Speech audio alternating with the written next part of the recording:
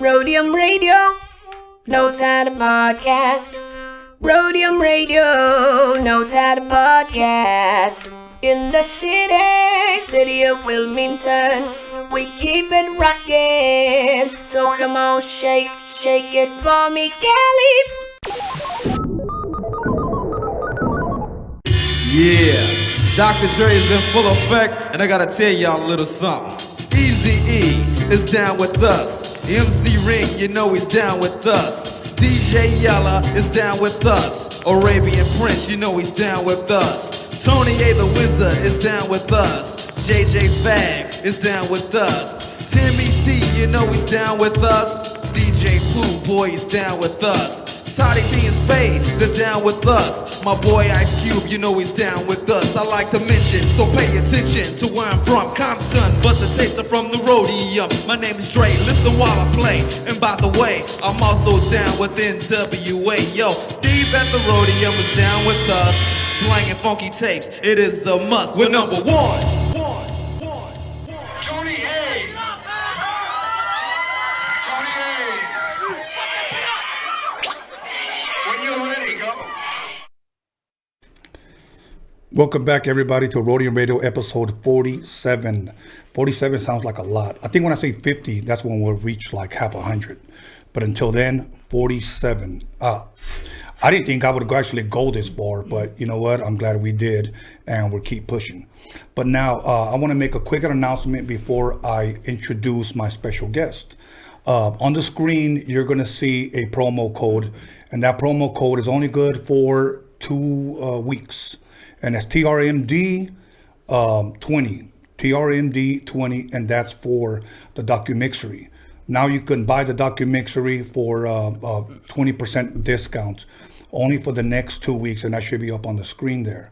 So once again, TRMD 20, you'll see later on during the commercial breaks. Now you can buy the DOCUMIXERY for 20% off. So that's only for 2 weeks. Also on the website, we also have just the downloads, not the CDs yet, but the mixtapes. We have 4 bundles. You could buy 4 downloads for $30 of any one you want. So bundle 1, bundle 2 via download mixtapes for $30 for the next 2 weeks, or until we say, it's a wrap. But other than that, we are on all major platforms. And as a matter of fact, I always like to say that if you don't see us or hear us on all platforms, please let us know. Email us at roadiumradio@gmail.com. One more announcement for those that are constantly hitting me up through a DM or inbox. Make sure you send all your requests or all your submissions for who you want on this show to roadiumradio@gmail.com. I get people that are constantly blowing me up daily or in my comments telling me, get this guy, get this guy, get this guy. I'll delete those, dude, okay? Do not send me your music through a DM or an inbox. I'll delete them. I don't click on links. Make sure you send them to roadiumradio@gmail.com, and someone from my team will get to you in a timely manner. I get people that tell me, hey, man, how can I submit my music? roadiumradio@gmail.com, or if you want to see somebody, submit it there. And don't DM me back, hey, I already did it. Believe me, I get a lot of those already. So with all due respect, please respect my wishes. So without further ado, please allow me to introduce all the way from the city of Santa Ana. Much love, much respect to Santa Ana, Doughboy Tony. Appreciate you for having me, bro. How you doing, man? I'm having a great time so far. Yeah. Being here, I feel privileged to be here. Appreciate you for having me and my people. Thank you, man. Thank you. So, you know what? With all these things going on right now with this coronavirus and everything, how are you handling it, man? Do you stay home a lot still, or what? Yeah, pretty much. I still go out to. I help my dad with a lot of his business stuff that he does his work. So I do some office stuff for him. So I leave the house for a little bit, do some shit like that. Okay. Either way, I go back, and I use it to my advantage, man. I mean, I make music, so I'm writing all the time. That's dope. I'm writing, thinking of something new to do. So I'm using it to my advantage. I'm using it as a positive thing. That's good. That's good. And I'm glad you're doing that. My gym closed. So you know what I still do? I still go do my cardio. I do my push-ups, my sit-ups, my pull-ups, whatever. I got to start doing that. Yeah, because I'm not going to let myself go during this time. But now, Before we get into your music and when can people see you next? Obviously, everything's pretty much canceled until further notice. Yeah. Where did you grow up at? Well, I was born in the city of Santa Ana, and I lived there for the first few years of my life, and then after that we moved to Garden Grove, the neighboring city right over, and I've been there ever since. Okay. Now, are you a video game guy, man? Do you play a lot of video games?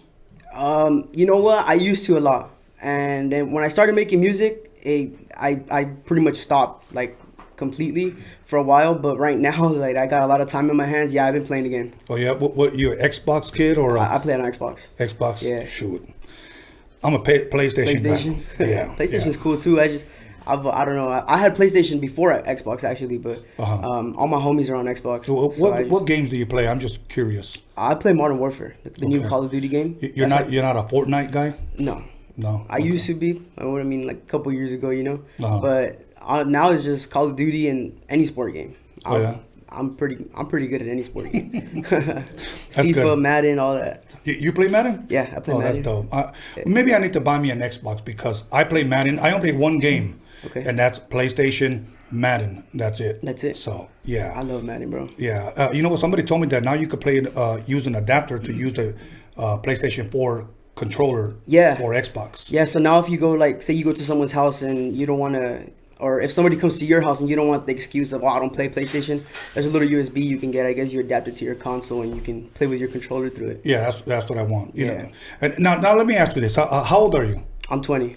20? Yeah. Now, why do you look like you're 16 years old, man? I don't know, man. I guess, honestly, people say it's a blessing. So yeah, it is. Because when you're 60, you're going to be 28.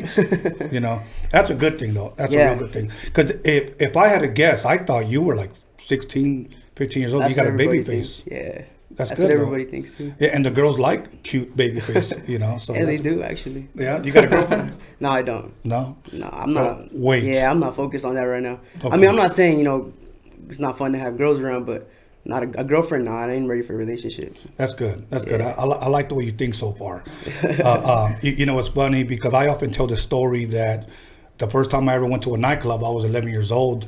And I thought, in a sense, it kind of ruined me mentally because all I thought about was music and girls after that. From 11 years old, you know. So, and plus, I don't recommend kids going to nightclubs, at least not yet. So now, you watch a lot of movies at home. You watch Netflix. What's a good movie you've seen as of recent? I think the most recent movie I seen that I actually really enjoyed was The Invisible Man. I don't know if you've seen it. It's actually a suspense movie. So I guess this girl, she's like having troubles with this guy. He's like very possessive of her, and she leaves him. But he haunts her through he creates like this invisible suit, and he haunts her life. He like fucks up her life to like pretty much try and get her to come back to him. Really? But yeah, it's really good. Let's be honest. All of us guys here at one point or another wished we were invisible. Oh yeah. You know 100%. What I'm saying? So we can creep into that one high school girl's home when you were in high school. You're like, wait. Yeah. Sneak in the closet. Bro. Yeah, everything. But yeah, Invisible. I'll tell you what. I think in the last Invisible Man movie I seen, I think it was. I want to say, League of Extraordinary Gentlemen. You ever see that movie? I haven't seen that. It's a pretty good movie. Check it out. It has an invisible man under. It has a werewolf. I believe it has a werewolf, vampire, or some bullshit like that. But it's a good movie. So for those of you that have not seen it, League of Extraordinary Gentlemen. That's a good movie. Any good documentaries? Have you seen that Tiger King movie? I haven't. Actually, I went to my uncle's house yesterday and he was watching it, and I caught a glimpse of it. And it was interesting. Yeah. But I haven't had the chance to watch it myself or start. Yeah, it's about like some hillbilly. He has like 300 tigers or some shit. Right? Some bullshit like that. Yeah, that dude's fucking crazy. Sounds interesting, man. It's pretty good. It's pretty interesting. So other than that, you know what? I usually like to ask my guests what type of music did they grow up with. Okay. The reason why I ask that is because I want to see what shaped and molded them and what inspired them to do what they do now. Like for example, what type of music would your dad play? You growing up as a kid? Growing up, what I heard from my dad a lot was more Spanish music, like Chente, Vicente Fernandez, all that shit, like rancheras, Los Bukis, like the older stuff. And then he did play some hip hop, but it was if he was bumping hip hop, it was just Snoop and Dre, Warren G, and fucking Nate Dogg, straight West Coast stuff. Yeah. For my dad, But overall, my family, they were really like, my household was very music, like you heard music everywhere. My mom's side of the family was way more diverse. My mom was bumping mainly Spanish music too, but a lot of English music as well. But if she was bumping English music as well, it was also West Coast, like the more mainstream, you know. And then my other uncles, they were more on like one of them was more on like also on the West Coast tip, but he bumped a lot of funk, oldies. So I think mainly what I grew up on was hip hop and funk. Like that's for sure mainly what I grew up on. Okay. And then my mom's youngest brother, he's the one that taught me really like hip hop. So when it came to the East Coast sound and all that, he introduced me to it. You know, like the more mainstream artists in there. From there, I just did my own research. Okay. One thing I will say, that Orange County, but to narrow it down, Santa Ana is keeping funk alive. Oh yeah, most definitely. Like, shout out to Curious, man. Yes, Curious Entertainment. Yes, Curious Entertainment. Because I'll tell you what, the first time, I mean, I probably went to maybe OG Mike's, maybe like 5 times. Okay. But I mean, I could have gone more, but I didn't want to be a fucking regular there. Yeah. You know, and much respect to MC Pancho because he holds his. Yeah, shout out MC Pancho. Yeah. Chamorita. What is it? The backroom boogie? What they call it? Backroom boogie. Yeah. And I went there a couple of times, and I really, really enjoyed the music. I mean, there was another party that I went to out there, and it was just straight funk. And I saw people your age there, you know, dancing. Yeah. And I think to myself, how do they know? Yeah. You know, but they were raised right. Yeah, there's a lot of people, you would be surprised. I've gone to OG Mike's multiple times because of what I do now, you know? Right. And or even events where that George does, I'm in there sometimes, and you see a lot of people my age. Okay. And it's crazy, you wouldn't think. But yeah, there's still a lot of people in the city of Santa Ana who bump funk. Yeah. That's dope. That's dope. So now, growing up and your dad playing Spanish music, did you like Spanish music growing up? I liked it. Like my first few years growing up, I wasn't a big fan. And then when I maybe was like 9 or 10, I really got into it at that time. The corridos that were around at that time, I don't know, I was into it. I know it was like on some like super cartel shit, but I was bumping it. I was actually the first song I ever wrote was a Spanish song. Really? Yeah. It was a corrido from my padrino. Really? So it was more like a singing, or was it rapping? No, it was like singing. Okay. Yeah. But and then now I'm kind of like iffy to touch get into that game. I just don't trust my singing. Okay. I don't think I can sing. Okay. But I've never tried it. I want to try it. I was just talking to my people not that long ago saying like I want to get in the studio and try it, and if I like it, maybe I'll release it, and if not, then just keep it. Maybe do a song where you do all the rapping and you sing your own chorus. You know what I'm saying? Yeah. That might be like a start, or just to start a demo, for yourself, and then let other people hear it. And then, if they're a real friend, they'll tell you yes. Some people say nah, or maybe, give you some type of constructive criticism, on that. Yeah. So like, what's funny? You said it's straight like cartel shit, because I think the first one that I ever heard like that was Los Tigres del Norte, La Banda del Carro Rojo. I haven't heard that. You gotta hear it. I'm sure your dad knows what song that is. It's a fucking classic. Okay. I mean, for me, I think that might, again, I may be wrong, that might have been the song that kicked off that whole type of shit. Yeah. But I like that stuff. I remember the first time I heard Chalino. You a Chalino fan? Yeah, I know. Yeah. I like Chalino. Like he had just passed away, and my friend had all the CDs, and I didn't know that he was bumping them while he was still alive. People started bumping him after he had already passed away. But yeah, it's the first time I ever heard him, and I liked him. I thought he was actually pretty good. Yeah. I don't listen to a lot of Spanish music, but when I do, it's mostly like boleros. I like the romantic stuff, porque yo soy bien romántico. That's me. So now, do you understand Spanish? Yeah. Yeah. Do you speak Spanish? I speak Spanish. See, and I think that's important with today's youth, because it's important as parents that we share our language and our culture with the next generation, so that they can, when they have children, they raise them as well. Because if not, it'll die. Keep it going, yeah. It'll die. Will. And I don't say this in a bad way, so please don't take it wrong. But I rather raise my kids speaking Spanish and English than, you know what I'm saying the N-word. You know what I'm saying? Yeah, and exactly. I rather teach them our culture so that it can live on.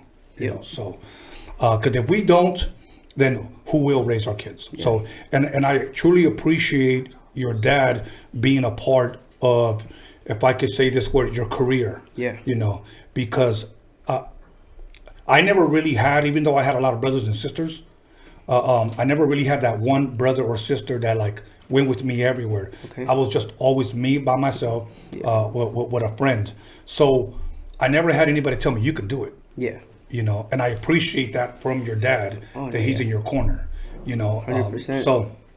So I think that's why I think I kind of bloomed late in my life, because I never had that one.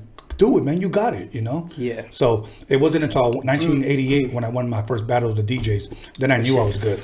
You knew it was on and cracking. Yeah, I knew it was on and cracking. so like now, I know at OG Mike's they play funk, they play a lot of rap. Do you ever get into kind of like? And I'm just trying to pick your brain as far as music. Do you know what freestyle music is? Yeah, it's kind of like one of my uncles plays that a lot actually.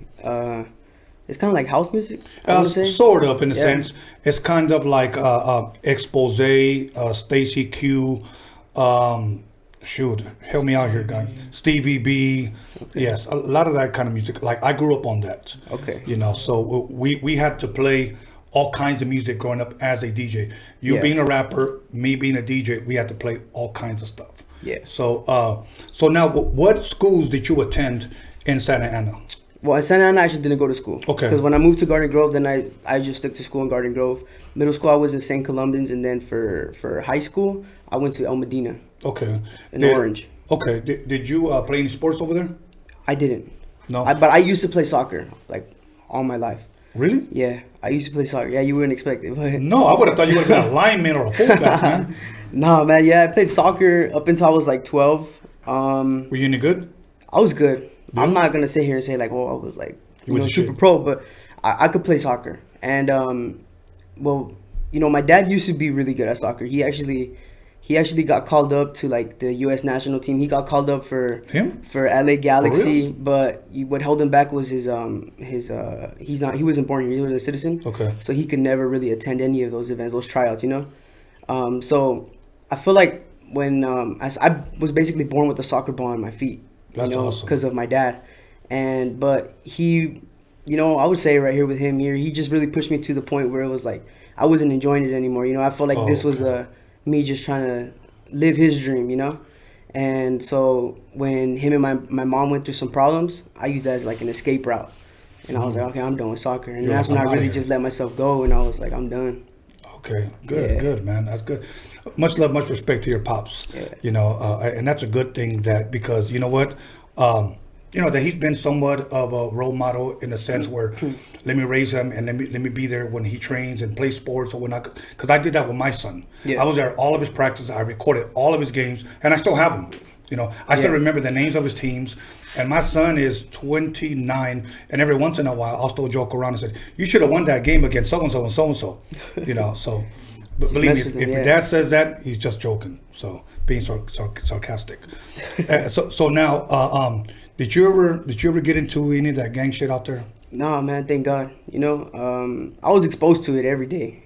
Like my family, I would go to school, it was exposed to me. I would come home, it was exposed to me. But you know, I think my dad just really like instilled it in me to just be my own person, and I never really got involved with that ever. That's a good thing. Yeah, that's a good thing. You know what? Me growing up in a big family, it was very, very hard to ever spend quality time with either my mother or my father. You know, it's nearly impossible when there's 10 kids in the family. I can sit here and say that there's never been one day that I can remember that it was just me and my mother or me and my father. You know, and for you to sit here and share those moments about your father, it really shows how much your father not only loves you, but invests in you. Oh yeah. You know, and those are good, if you will, good examples or good morals to instill in you, because you're going to do the same thing one day with your child. Yep. You know, so that's a good thing. So now, growing up, you mentioned you were raised with Spanish and different funk, hip hop. When was your first time, or if you will, what was the first song or the first group that you heard that made you like, what's that? Like, when it came to rap? When it came to rap, the first, oh man, I honestly wouldn't remember what the first like artist was that like when I heard it like attached me to the music, but I do remember the first artist I heard that really like made me passionate about hip hop was 50 Cent. I heard a Get Rich or Die Trying album, and I've listened to that album so many times, and from there it was over for me. Like I became a hip hop head from there. Really? And I just started doing my own research. Yeah. Okay. But before that, I guess it was really the whole West Coast sound, Snoop, Dre, all that. The G-Funk really was what attracted me to the music. Oh, okay. Well, next week, Sunday, I won't say his name, but I'll give a little hint. I'm going to be interviewing a guy that most people give credit for, if you will, fathering the style or inventing the style of G-Funk. Okay. So, Sunday. But that'll be a different show. Looking forward to that, man. Yeah, most definitely. And you know sure. what? Since I asked you about hip hop, you said 50 Cent, Get Rich or Die Trying. Did you watch the movie? Yeah, I did. You enjoy it? Oh yeah, I liked it. Okay, let me ask you a question about movies. You have 8 Mile, Get Rich or Die Trying, Notorious, the Tupac movie. Am I missing one? Straight Outta Compton. Straight Outta Compton. Okay, out of all those 5 movies, which one would you say was your favorite? My favorite one? I mean, based off what though? Like I just like the movie type of deal. Okay, I would probably say Notorious. Really? Yeah. Why that one? I just love Biggie. Okay. I fucking love Biggie. Like he to me is like who I really like and who really inspires me. You know, like in terms of like the way I want to have a style. You know, with like the music. Right. Like flowing, cadence, all that. I really look up to him. I've always digged this style. Wow. That's dope, man. You know, the sad thing is that those guys had to die so soon. Yeah. You know, I believe he was 24 and Pac was 25. Yeah. You know, and if you really think about it, look, I'm 52 right now. On my birthday, not too long ago, my son asked me a question. And he said, Dad, do you think you've seen it all? Do you think you've already lived? And at my age, here's what I said. I don't think I began. I don't think I've seen enough. Yeah. There's more for me to see and more for me to do. And so always think like that, because I've talked to a lot of youngsters in the past that have told me, and they're younger than you, I ain't got shit to live for. Yeah. That's a wrong mentality, man. Oh, yeah, because I guarantee you that I know Biggie and Pac wish they could trade places with us right now. Exactly. You know, and they'll be doing so many great things, you know? Exactly. A lot of things that a lot of people have potential to do because, you know, they were either in the same position that Pac and Biggie were when they started doing their thing. And it's like, they can do it, you can do it too. So instead of just having that mentality, it's like, use it as a uplift, you know, inspiration. Okay. You know, I like Notorious. It's funny, the least one that I liked out of all those movies was the Tupac movie. Yeah, I really like it. I didn't really like it, and I'm not gonna diss it, but I'll leave it at that. And I love Pac, but it's just the movie, yeah. The one next to it that I didn't really care for, and a lot of people get mad when I say this, is 8 Mile. Okay. I know Eminem can rap.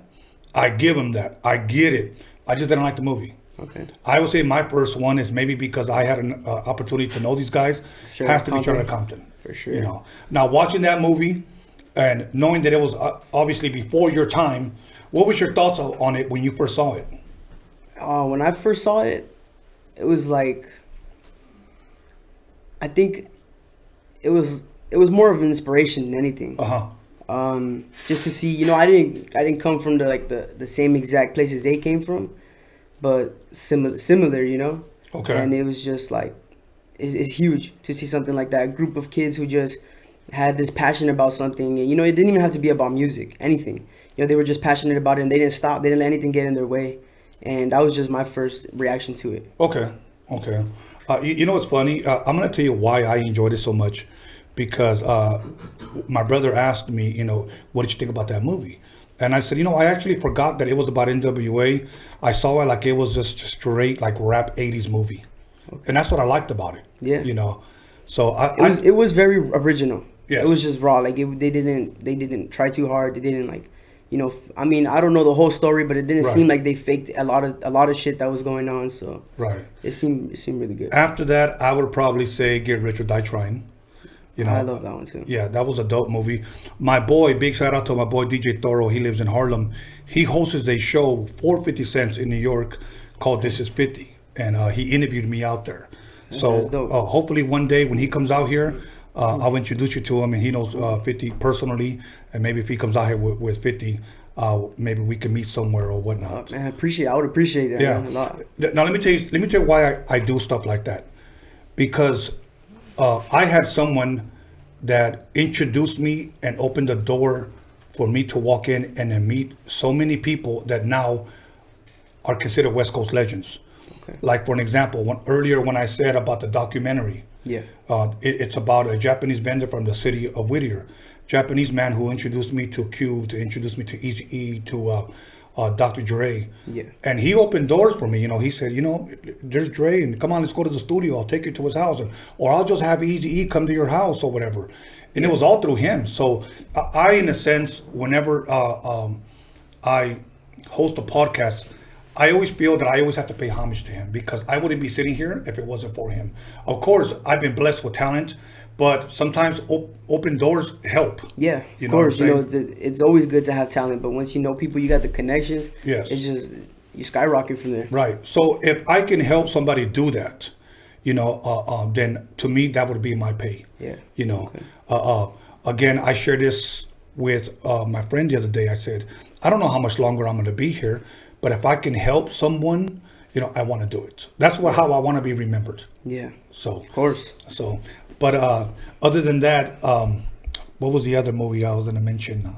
Or I think that might have been it. Notorious. I don't know if you talked about it. No, Notorious. So what stood out about that movie that you liked?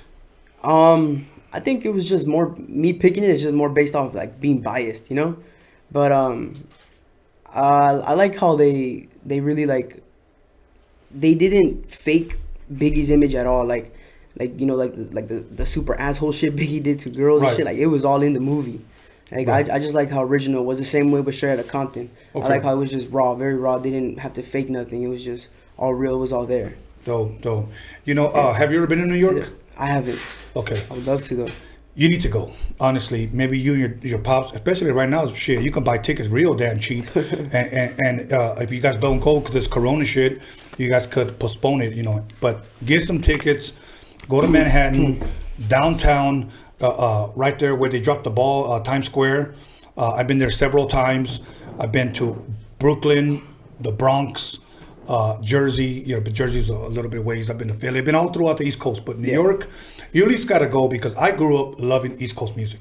You know what I'm saying? Same here, man. And so it's at least worth going. I went where hip hop started, where DJ Kool Herc. Yeah, one of my producers actually, he went recently. He goes every year.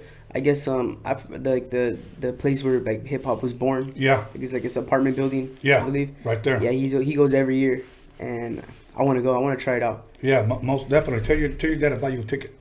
So anyway, check this out. We're gonna go ahead and press pause right there. We're gonna come back. We're gonna talk about your producers. We're gonna talk about your music. The first time you started recording. The first time you started writing. Who encouraged you? Who motivated you? All that good stuff. Let's do it. So once again, everybody, the promo code is TRMD20, and you can get 20% off the documentary. That's our quarantine coupon. So those of you that don't want to be cooped up but want to watch something, now you can watch the documentary with 20% off. Go to DOCUMIXERY.com and get that, or you could buy the 4 download. You could download 4 mixtape downloads for $30, okay, for a limited time offer. Same thing with the DOCUMIXERY. And look what I got, a late birthday gift, a Don Julio bottle. So we're gonna crack this open when I interview my next guest, because I don't want to be a bad influence on Doughboy here. So once again, we'll be back. Call somebody, text somebody, slap the shit out of somebody, and let them know that Doughboy Tony in Santa Ana is in the building. We'll be back. What it do, it's Mr. Little One chilling on Roadium Radio with the one and only Tony A and John motherfucking Elkins, boy. Hey, what up? It's your boy Mr. Shadow. You're watching Roadium Radio with my homeboy Tony A the Wizard. You know what time it is. Yeah, what up? This is Mr. Night Owl, and you're listening to Roadium Radio with the legendary Tony A the motherfucking Wizard. Yo, what's cracking? Nosotros somos Aquid y estamos aquí con Tony A, the Wizard. You know Roadium Radio, damn it. You know what it is. Yo, what up? This is Mellow Man Ace and Padrino, and you tuned in to Roadium Radio with my man Tony A. Keep it locked. Yo, what's cracking? It's your boy OG Arabian Prince from the world's most dangerous group, NWA. Sitting here with my boy Tony A, the Wizard, on Roadium Radio. What's up? This is Esther Dazzle, Spanish Fly, Harbor Area's finest. Tune in to Tony A on Roadium Radio. What's up, everybody? It's your homegirl Magic Girl, and you are now listening to Roadium Radio with Tony A, the Wizard. Yo, what's up? This is Bozo, aka Emiliano. You tune into Roadium Radio on Tony Vision's YouTube channel. Let's get it. What up, it's Mr. Soto. You guys are now in tune to Roadium Radio right here on Tony Vision on YouTube. Yep. Check it out. This is MC Poncho on the MIC. Shout out to Tony A, the Wizard, Roadium Radio. You already know. What up, this is DJ Trick, Spanish Fly, and you're watching Tony A on the Roadium Radio Show. Big G, Roadium Radio, Tony A in full effect. Stay tuned, watch, listen. This is how we doing it over here. Yo, what up? I'm out here. This Big Daddy Swoles. I'm jamming with my man, Tony A, the Wizard, out here on Roadium Radio. The podcast is off the hook. Check us out. This is DJ Clientele, and you are listening to Roadium Radio with Tony A, the Wizard. Yeah, this Baby Bounce here with Tony A, the Wizard. You are now tuned in to the Roadium Radio. We do it for the people. You hear me? Mic check. Ernie G from Proper Dos, and I'm listening to Tony A, the motherfucking Wizard, on Roadium Radio. And if you don't know, you should know. What's up, everybody? This is Soren Baker. I'm the author of the book, The History of Gangster Rap, in stores now worldwide. And you're listening to Roadium Radio, hosted by Tony A. Make sure to check it out. We talk about the Roadium mixtapes. We're here, Soren Baker, Roadium Radio. Y'all, this is Rudy Gregg, and I'm chilling with Tony the Wizard on Roadium Radio. Yo, this is Daniel Jones, the D to the motherfucking G Media Clips. Here with your boy, Tony A the Wizard on the Roadium Radio Show. Hey, this is Swifty Blue. I'm right here at Roadium Radio with Tony A the Wizard. Stay tuned. It's the KAS here live on Roadium Radio with the one and only Tony A, the Wizard.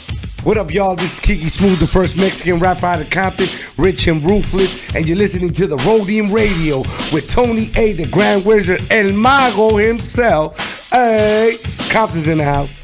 What's up? It's Quete Yes Guy with my Harbor Ottawa homeboy Tony A, the Wizard on Roadium Radio. Yes, guy. Hey, what's up, gente? It's your homeboy Duende. You're tuned into Roadium Radio with my homeboy Tony A the Wizard. Ya te la sabes, wey. What up? It's your boy Baldachi the Beast, F for Music, Face of LA. Right here at Roadium Radio. Make sure y'all tune in. Your boy Tony A the Wizard.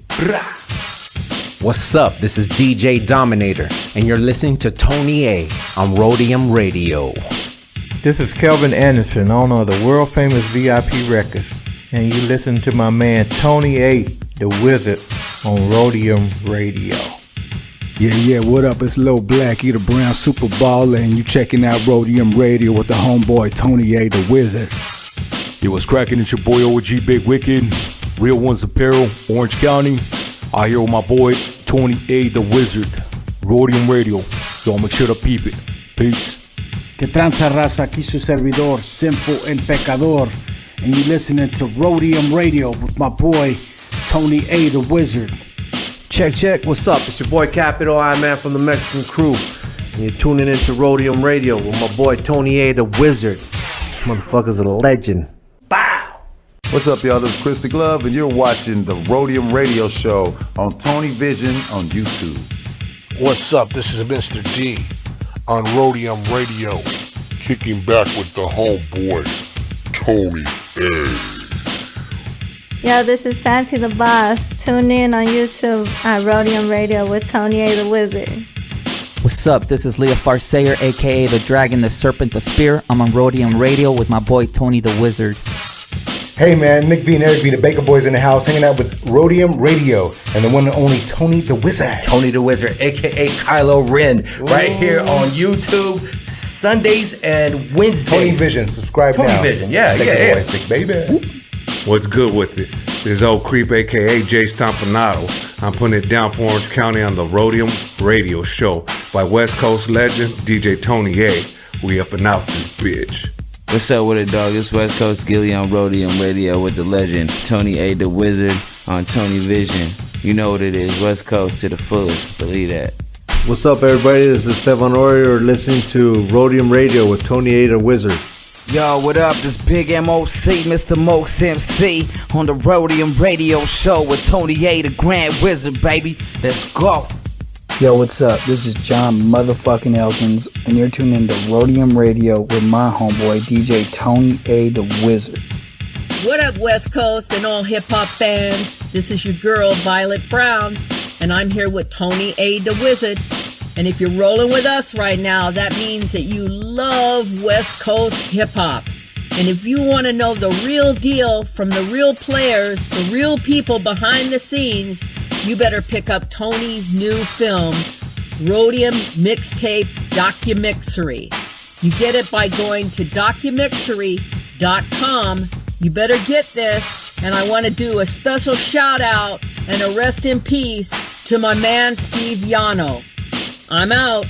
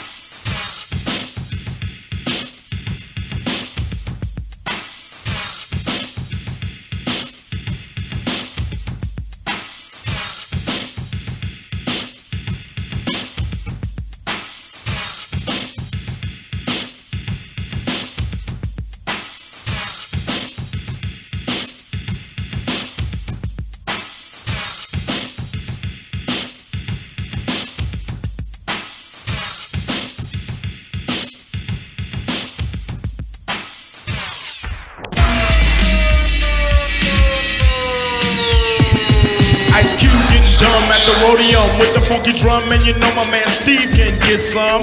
With a fool like Tony A when he plays stupid dope shit by WA. You wanna spray? Dumb motherfuckers, no doubt. And sucker DJ, get the fuck out. Tony A. What did you say your name was? What did you say? Tony A. I have won 1 million battles. Lights, cameras, action, sound. Give me that mic, I'm about to go down. Thinking of a master plan.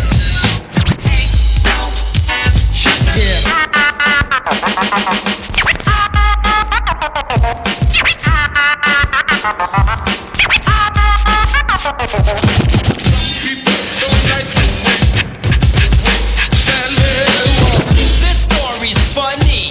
I met this girl and she had money. And I was still bobbing my head to that break beat. So anyways, once again, everybody, welcome back to Roadium Radio episode 47. And I'm here sitting with none other than Santa Ana's very own Doughboy Tony. Yes, sir. You know, you were looking at my toys, and I was getting a little freaked out because I thought you were trying to sneak one, you know, take one, you know. But I was wondering, you ever watch Star Wars? I haven't. Okay. Well, interview's over. Okay. Why not? It doesn't attract you or what? You know what? I actually tried to. I tried watching a movie before. Yeah, it just didn't attract me. It couldn't catch my attention. Really? And I don't know if it's maybe because like I just like slipped right into like the middle of the series or whatever. You know, it was like a random movie. Okay. Someone was watching it and I just started watching it with them, and it just really didn't catch my attention. Okay. maybe if Darth Vader would have popped up in a 40 ounce, you know, maybe. So, yeah, Hood Wars. That's a good name. So you know, let me ask you this. Well, you know, this will be interesting since we're talking about Star Wars. What type of movies do you like to watch, or do you prefer? Do you watch sci-fi? Watch a lot of scary movies? Do you watch novelas, love stories? I'm more of a comedy kind porno. of guy. I'm for sure more of a comedy guy. I like comedy and I like scary movies. What's one of your favorite comedy movies ever? Superbad. Superbad? That's a good one. Yeah. I like that one. I like the part when they're running to try to see that girl's warlocks. He goes, yeah, catch up. I'm trying to see that girl's warlocks. That shit was pretty dope. Yeah. What about, you ever seen Coming to America? I haven't. To me, that's my favorite all-time comedy movie. Is that Eddie Murphy movie? Yes. Okay, I have to watch it. Yeah, everybody talks about it. I have yet to see it. You have to see that movie. To me, they better not mess it up with part 2. There's part two coming? Yeah, they're finally, after like 30 years later, it has to live up to the hype, or else don't touch it. Yeah, you know. Exactly. And then Harlem Nights obviously is one of my favorites, but it's because it has Red Fox, Richard Pryor, all the greats. You know. So now, Doughboy, how did that name come about? Well, I mean, we're already on the topic of movies, so it's actually, you've seen Boys in the Hood, obviously. Right. Who hasn't? But I mean, the kid version of Ice Cube in that movie, you know, he was dark, chunky, always had a hat on. Since I was younger, my dad and his homies always just called me Doughboy. Really? Because of that movie, so it stuck. See, when I think Doughboy, this is what comes to mind. Yep, that too. So, anyways, now I'm gonna tell you why I bought this, because I have a grandson. He lives in Florida, and he looks like that guy. Okay. So I call him, instead of, because he's from the Ghostbusters, I call my grandson Ghost. Okay. So that's his name, Ghost. But he looks like him. So yeah.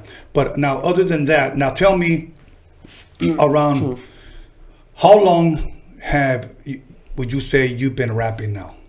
I first started making music in the summer of 2018. Okay. So about a year and a half. Okay. Now, what do you think? So that would be, you were maybe about almost 19? I was about to be 19. Okay. Yeah. Now, why do you think it took you so long? I mean, what inspired you like to start somewhat late in your teen years to say, let me go ahead and start writing now? Why not at 15, 16 or whatnot? Well, at 15, 16, I was writing. Okay. I was always writing music. Or even if it wasn't music, I was writing stories. I just always been into that poetry. I've always been a good writer. Okay. But it wasn't until, and like, I never even thought about getting on the mic, and I think it was just fear, you know? Everybody's got that fear in them, like, just holding back from everything, until finally I seen a homie post a YouTube video of his music video, and I was like, oh shit, you know, like, I grew up with this guy, like, I know who he is, and he's out here doing it. So I hit him up, and I was like, hey man, you think you can help me, you know, like, I want to get into the music. And yeah, bro, shout out to my homie Eddie, man. He fucking just took me under his arm, and he's like, took me to like his little, where he works in his house, like his little studio area, you know. Right. And he helped me record. Yeah, everything I know about recording was through him. Okay. And he put me on my first track. Now, growing up in Garden Grove, Santa Ana, what were some other, if you will, local artists that grew up in those areas that you knew or that you had heard about? Do you know? Can you drop us a couple of names? Honestly, and like that I was knowing about, no, not really. Okay. That, like, I'm just gonna be honest, there wasn't a lot of people that I knew. When I was like, I wasn't really looking into local hip hop artists. I knew of like in Orange County in general, one of probably like a famous rapper, I guess you could. I don't know what he would call himself now, because the music he makes is like completely different. But he goes by Fora. He's from Anaheim. Okay. That's like the only person I ever heard of, like, come in high school and shit. Like, just hearing people from like the surrounding areas come up and like kind of make it. Right. He was the only one. Okay, because most people, when they think of West Coast rap, South Central, Compton, Watts, Inglewood, etc. Yeah. And I understand. That's what I asked you growing up. Did you ever hear of anybody? Because recently I had Oak Creep. Okay. I had him. I had OG Big Wicked. Much love, much respect for them, and they're from the OC as well. Yeah. So that's why I was asking. You know, growing up, did you hear about these guys or other people? You know. Okay. Yeah, no, man. I guess it wasn't like, it was more of just me not doing the proper research, you know? Okay. I just wasn't looking for people in my area, or if I was going out, I wasn't hearing it. So And now that I'm involved in the music and like I have these little events here and there in like the city, yeah, I hear a lot of names now. Okay. So. You know, now you said you wrote poetry. What inspired that? Well, it was through school mainly. Okay. Like some of the teachers, the English teachers would assign that, and then that's really what sparked it for me. So and then then it like no longer just became an assignment. It was just me writing stuff. And I wouldn't even know I don't even know much about poetry. Like, I know there's different types of poetry. I wouldn't be able to, like, sit here and name that. But I guess me just writing down my thoughts, I guess it's considered poetry in a way. Like, whatever I was thinking, and I was making, like, little rhymes here and there. Okay. Now let me give you something that's going to help you out later on in life. Girls like that. So when you meet a girl, tell her you're a poet.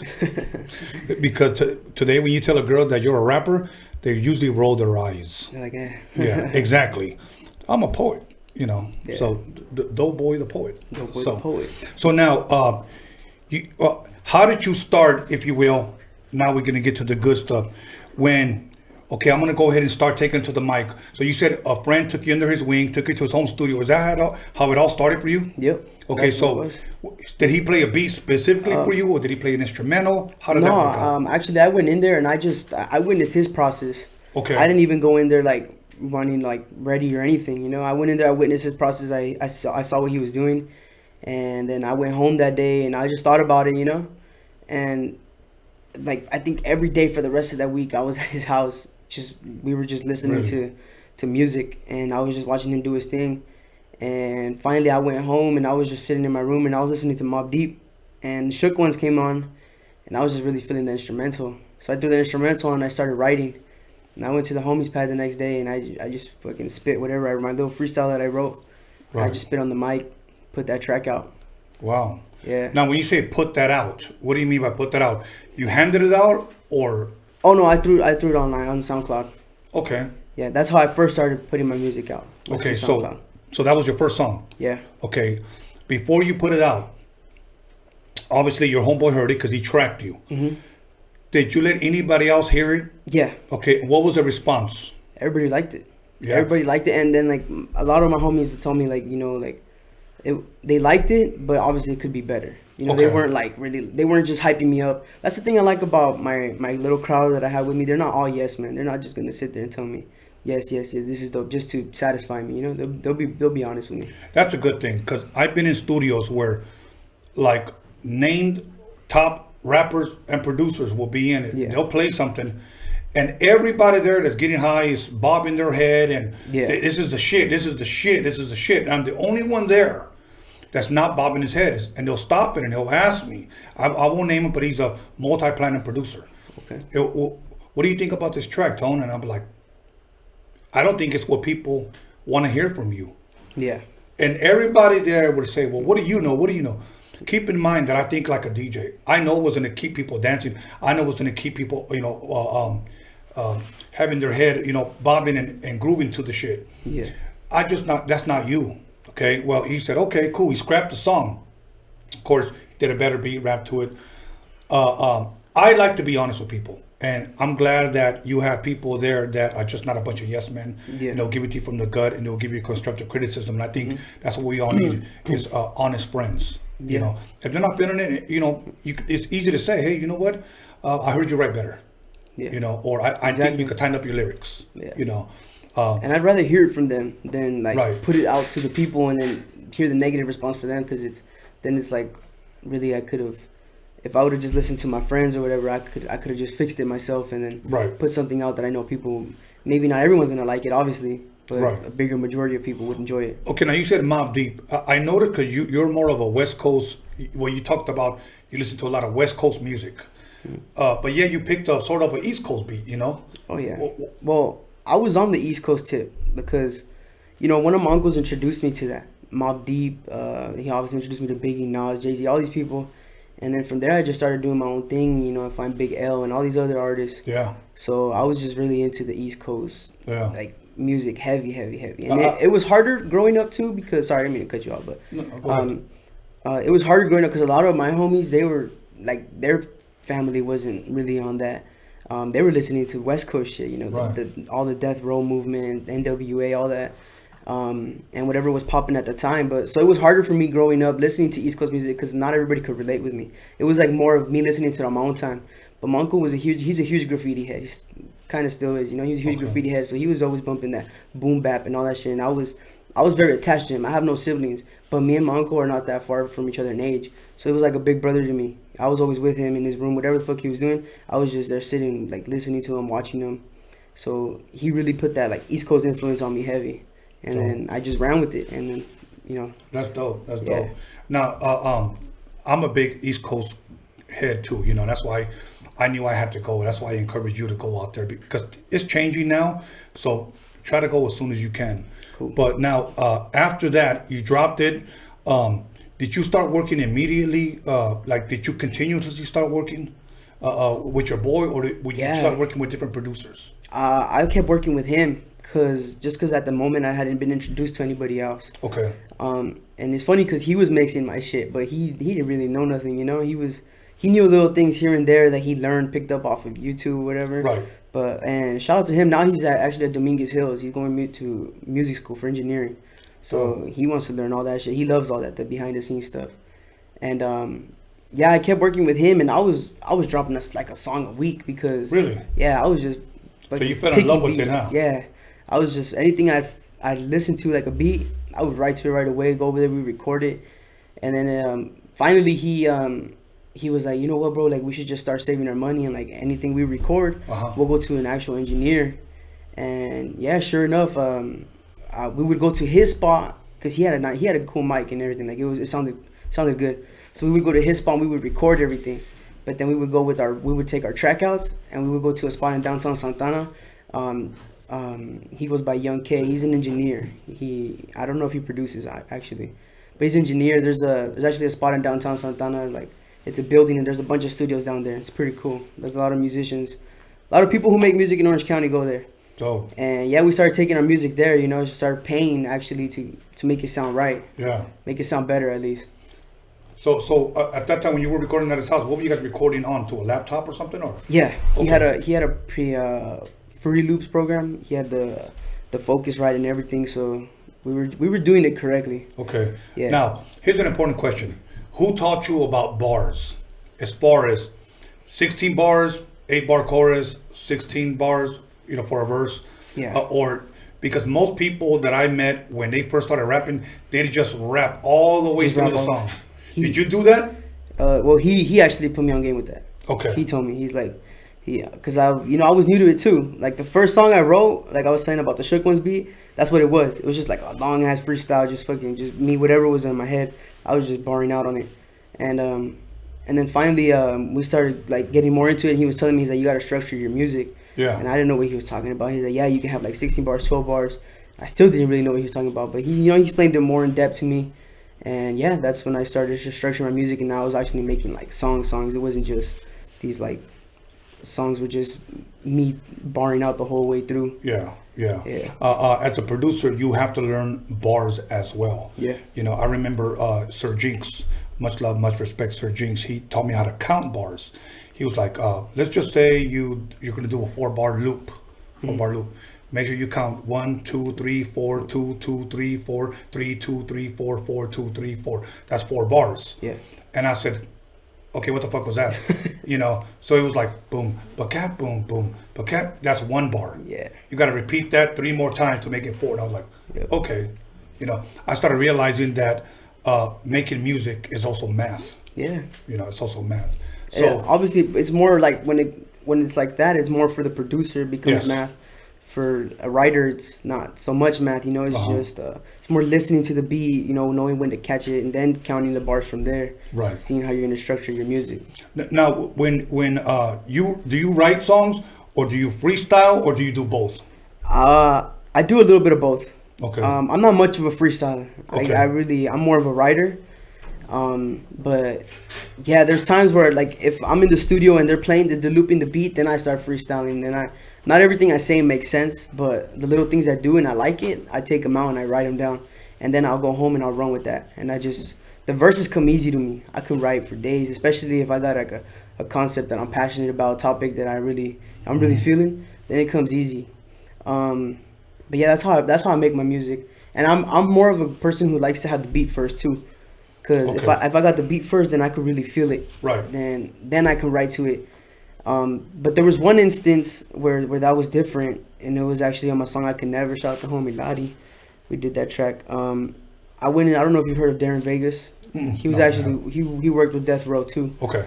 He worked with. Of course. The Dog Pound and all them. Well, we were in the studio with Darren Vegas, and I told him, I was like, look, man, I got this hook written, and I got this melody in my head. I don't have a beat, like there was no beat to it. He's like, all right, spit it for me. So I was just, I kept repeating the hook over and over and over, and literally like what I was picturing, he just brought that shit to life, like that same melody. That's dope. And yeah, that was actually the first time I ever worked with someone like that, and it was crazy, you know. Shout out Darren. Dope. Yeah, I believe I know who he is. And that's a good producer that can hear music to your lyrics, you know, to your melody, if you will. Yeah. I usually like to make beats first and then have somebody, you know, write to it. So now, let me ask you this. How many songs do you have out now total that you've released maybe since you've been rapping? Because I know you said you were releasing a song a week. Yeah. How long did you do that for before you said, let me put together an EP or an album or whatnot? Well, before I was doing that, before I put out an album, I think I was probably had like 16 or 17 songs. Okay. Yeah. Okay. Now, out of those 15 or 16 songs, what was the one you got the most response back, like you got props for? Do you remember the name of that song? Yeah, it was actually my song called "Thrill Me." Okay. It's a funk sample beat. Okay. And I think that people like from my city especially, they really fucked with that song heavy. Really? Yeah. Okay. And they could find that on. They could find that one on all platforms. You can find that song "Thrill Me" on all platforms. Thrill Me. Okay, that'll work. Album, all that. And so like now you start recording in the studio. Do you plan to eventually put out a EP, an album, single? What is your game plan? Well, when I got linked up with Darren, it was just for a single. But then, you know, he was really fucking with me, so we decided, you know, cook up a whole album together. We did 8 tracks on the album. Okay. And then I put that out on July 14th of 2019. Okay. And then after that album, I just been dropping singles. Okay, now that album right there, did you perform any of those songs, any shows? Did you get booked or whatnot? How did that go? That was honestly crazy. You know, I did a lot of the shows that I did. I would never have imagined myself to be there. You know, especially for someone my age, a lot of those people might not be like someone they look up to or legends. But, right. You know, I've opened up for the Dog Pound, Too Short, DJ Quick, and just being behind the scenes and seeing, being able to meet these people and talk to them and, you know, kind of pick at their brains a little bit. Right. It's a blessing, especially the OC block party. You know, right there was actually in my hometown, so right. I got to rock that stage and just being there with all those legends. It's crazy. That's dope. Yeah. You know, let me share something with you. I've known youngsters when they were opening up for us. They were maybe like 15 or 16 years old, and I won't mention their names, but they know who they are. And I mean this in a good way. These were like 15 to 16-year-old kids that were going to open up for a bunch of us that already had record deals that were pretty much already well known. Yeah. And these kids were, if you will, if I could say it this way, they were not known. You know, nobody knew who the hell they were. Yeah. But they were opening up. Well, these kids ended up growing up to be somebody, and I'll leave them unnamed, okay? But they're West Coast artists, okay? Okay. Every once in a while when I talk to them, they still have animosity towards some of those rappers that they looked up to because they were going to open up for them. And then when they try to walk up to them and ask them for either for advice or an autograph or for a picture, these so-called OGs shit on them. Yeah. Okay? And I have never done that, and I encourage you never to do that, because let me tell you something, you never know who those kids are going to be, you know, and if anybody has ever done that, they don't know who you're going to be. And when I ask those guys, do you still see those guys around? And they're like, yeah, but I ain't fucking with those dudes. Yeah. And now those dudes want to record with them. Yeah. And they're like, no. You know, and it's kind of a hurtful story because a lot of these guys, they just think they're the shit, and they shit on people because they feel they're not at their level. You know, I've had people that have told me, "Well, why are you going to interview?" Not just speaking about you, but just in general. Why are you going to interview that fucking lame? He's nobody. Yeah. And I told them that's the reason, because as of right now, he's a nobody. But one day, he may be a somebody. Yeah. Yeah. Well, you know, that's the way you say. Yeah. See, I like to see good in all different aspects of life. You know, just because maybe you're not, you know, at the time you were not on MTV, BET, or the Music Awards, who's to say that one day you may not be there? Yeah. You know, so once again, if I can help shine light, I want to do that. No, and that's awesome for you to do, bro. Honestly, like I'm sure a lot of people feel the same way I do. Very grateful, you know, that you have this platform and you're trying to help anybody you can. You know, there's people that have came at me somewhat kind of crazy and have told me, when are you going to interview me? When are you going to interview me? First thing I tell them, submit your music. We'll listen to it. Somebody from my team will get back to you. I say that respectfully. Yeah. I truly do. But when they continue, you will get an email. Don't worry. We have to make sure that if it's our platform and it's something that we want. Yeah. You know, because there's people that don't rap, that don't sing, that don't act, or nothing, but they just want to come on here and just share their story. I can't work with that. You know, so you got to be doing something productive. Yep. And even then, there's a waiting list. Wait patiently, your time will come. There's enough light and there's enough shine for everyone. Yeah. Believe me, I'm not saying this and then telling people, no, just wait. Okay? So now, having said all that, you've been dropping, you said dropped an EP, and then after that, you just dropping songs. Yeah. Since that EP has dropped, how many songs have you dropped since then? I want to say 4. Okay. Yeah. Okay. Now let me say this. Continue, if possible, to drop videos. Yeah, that's what I'm actually working on right now. I kind of have put a pause on the music, and I'm just gonna focus on visuals.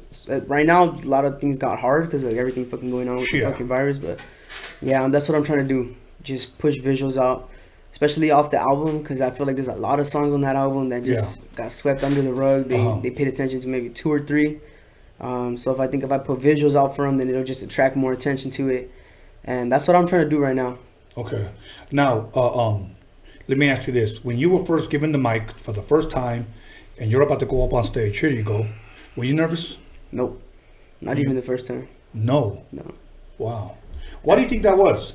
Well, people always ask me that, but I think what it is just I felt like if this is what I wanted to do, you know, why do I need to feel fearful? Why should I be nervous?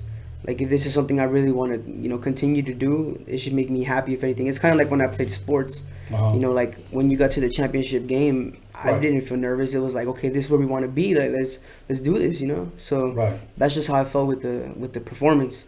I didn't feel nervous. It was just like, if anything, I felt anxious to just get up there already and, like, fucking do my thing. And that's how I continue to feel for all my shows. Like, I'm super anxious to get up there, and I think because I really believe in myself too. Is like I really want them to hear me and see what I do. Okay. Yeah. Now let me tell you something to encourage you. If one day you get somewhere and there's 5 people, give them a good show. Oh yeah. Okay. If there's 5 or 500 or 5,000, perform the same way every single time. Yeah. Okay. Because there's guys that are in this business that I know personally that if they don't see that many people out there that came to see them, they won't give a shit about the show. Yeah. And I've heard people on social media saying, so-and-so was fucking whack. So-and-so was fucking horrible. We paid, $50 for these tickets. And that dude put on a fucking lame-ass show. Yeah. And it's true, because a lot of these guys, here's what their mentality is. I got my money. Yeah. Don't ever do that. Give the people what they want from you, and they will continue to support. Oh, yeah. For sure. So now, what can people expect from you as we wrap this up? In the near future. I know you have a YouTube page. You want to share that? Yeah, I got a YouTube channel, Doughboy Tony. You can subscribe to that. I'm going to be dropping more visuals on there soon. I got an EP coming, again with my boy Darren Vegas. He's going to be producing that. It's going to be a 4-track EP. It's going to be a little bit more storytelling type music a lot of people can relate to. And I got visuals for my track Father Figure. I know a lot of people like that song. I got visuals for that coming soon. And I got merchandise coming soon too. Dope. Yeah.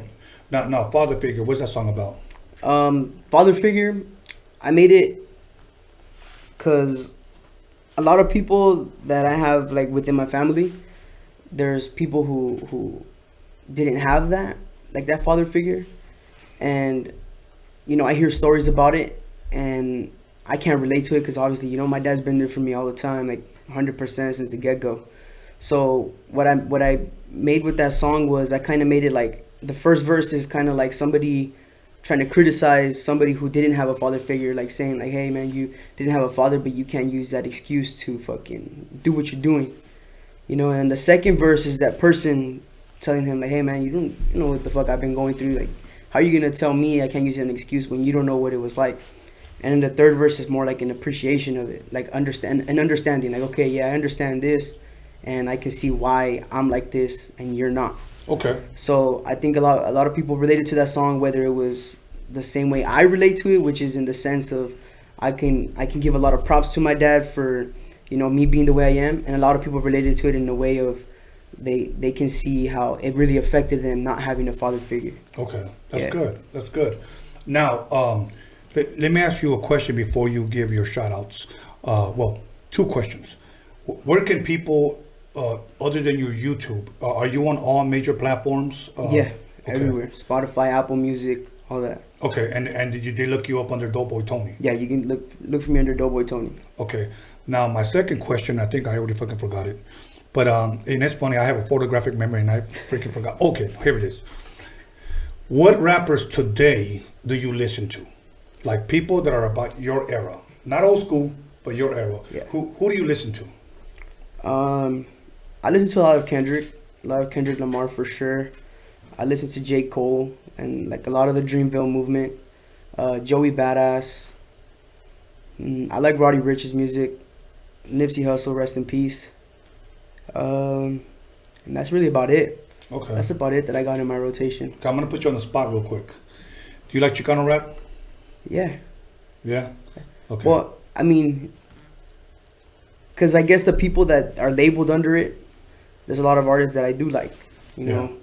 I think there's a huge arsenal of it, so I haven't got into everything. Right. But for the people that I guess are labeled under that, yeah, there's artists that I like music from. That's a good answer. Yeah. Okay, at this time, anybody you want to give props to? Yeah. Go ahead and give your shout outs right now, brother. Shout out Darren Vegas. Shout out Curious Entertainment. Shout out my boy Lari. Shout out Tony A. Shout out Chicano Rap Magazine for showing some love. Shout out Latin Beast TV, always showing love. Yeah, man, and I forgot everybody out there. Orange County, Southern California, Northern California, all of California. The whole West Coast. Dope, that'll work. It's love. Okay, other than that, I want to thank you for coming and giving me the opportunity to interview you. And when you blow the fuck up, answer my text messages, all right? Oh, most definitely, bro. Okay. Appreciate you for having me. Yeah, most definitely. Okay, everybody. Once again, the promo code is TRMD20. And for the next 2 weeks, you can get 20% off the Roadium MIXTAPE DOCUMIXERY when you buy it. Or you can buy the 4-pack bundles of the mixtapes via download. So those are available for $30 right now. 4 downloads for $30. We're going to be printing up the CDs soon, so they should be out about a week and a half. Give us a little bit of time for that. But other than that, make sure you call somebody, text somebody, slap the shit out of somebody, and let them know that Lari the G is in the motherfucking building. Santa, stand up. We'll be back.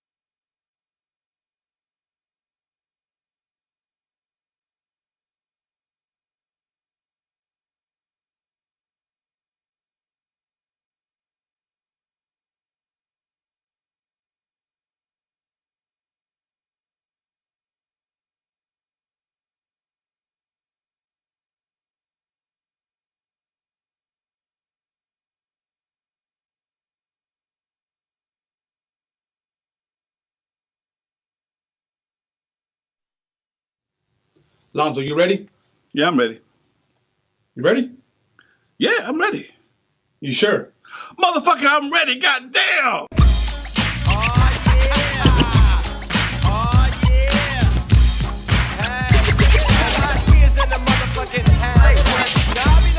Like it ain't shit, cause I'm a player motherfucker named DJ Quick. It's a full-time jack move. Really kill yo, homie, make the track move. Style, me, mama, keep the big chicken. Sweat dripping, girl is in the middle when you chill. Walked in the house, got shot. 1, 2, 3. Motherfucker, don't down. This shit. This is it, y'all. Daddy. I'm kick your ass. Cut. We're good. Check it out, right about now, Dr. Dre's on the wheels, and I'm about to cold tear shit up. Hey, yo, D, you got a level? Steve, hit record, man. Get busy, easy, and Tony A on the 12 technique, see? Here's a little something by the nigga like me. They never should have been trying to take from the Yo, this is your main man,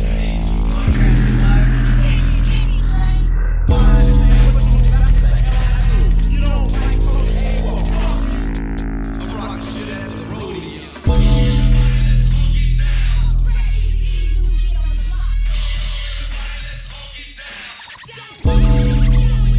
Just do 1, 2, 1, 2. Right about now, you need Dr. Dre's in the motherfucking Drop that bass.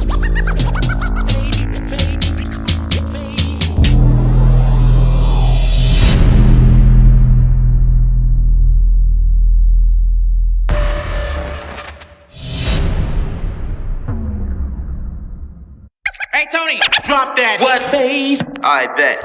My name is the Croft, the C-R-A-W-F-O-R-D, the poet high C. Tony A. the Wizard, just as cool as a blizzard, sticking out his tongue, stabbing pussy like a lizard. Oops, I'm sorry, homie, I didn't mean to say that. Steve is in the house, come on, won't you play that funky dope beat? You know you gotta throw me some Stanley's ass crop coming straight from the Roadium. You are now about to witness Tony A. Get funky. Tell them where you from. You don't think I'm living, well, fuck you. Cool on Saturday night in LA. Yo, feeling kinda funky. Stop what you're doing, cause I'm about to ruin the image and the style that you used to. What the hell are you looking for? Can a young man make money anymore? Wear my jeans and like freaking on the floor? Or is it my job to make sure I'm poor? Destruction, disorder, will nourish, not justify. Those that live at the FBI, look at mama's baby. Welcome back, everybody, to Roadium Radio, episode 47. And I brought the bottle out. We're going to crack this open soon.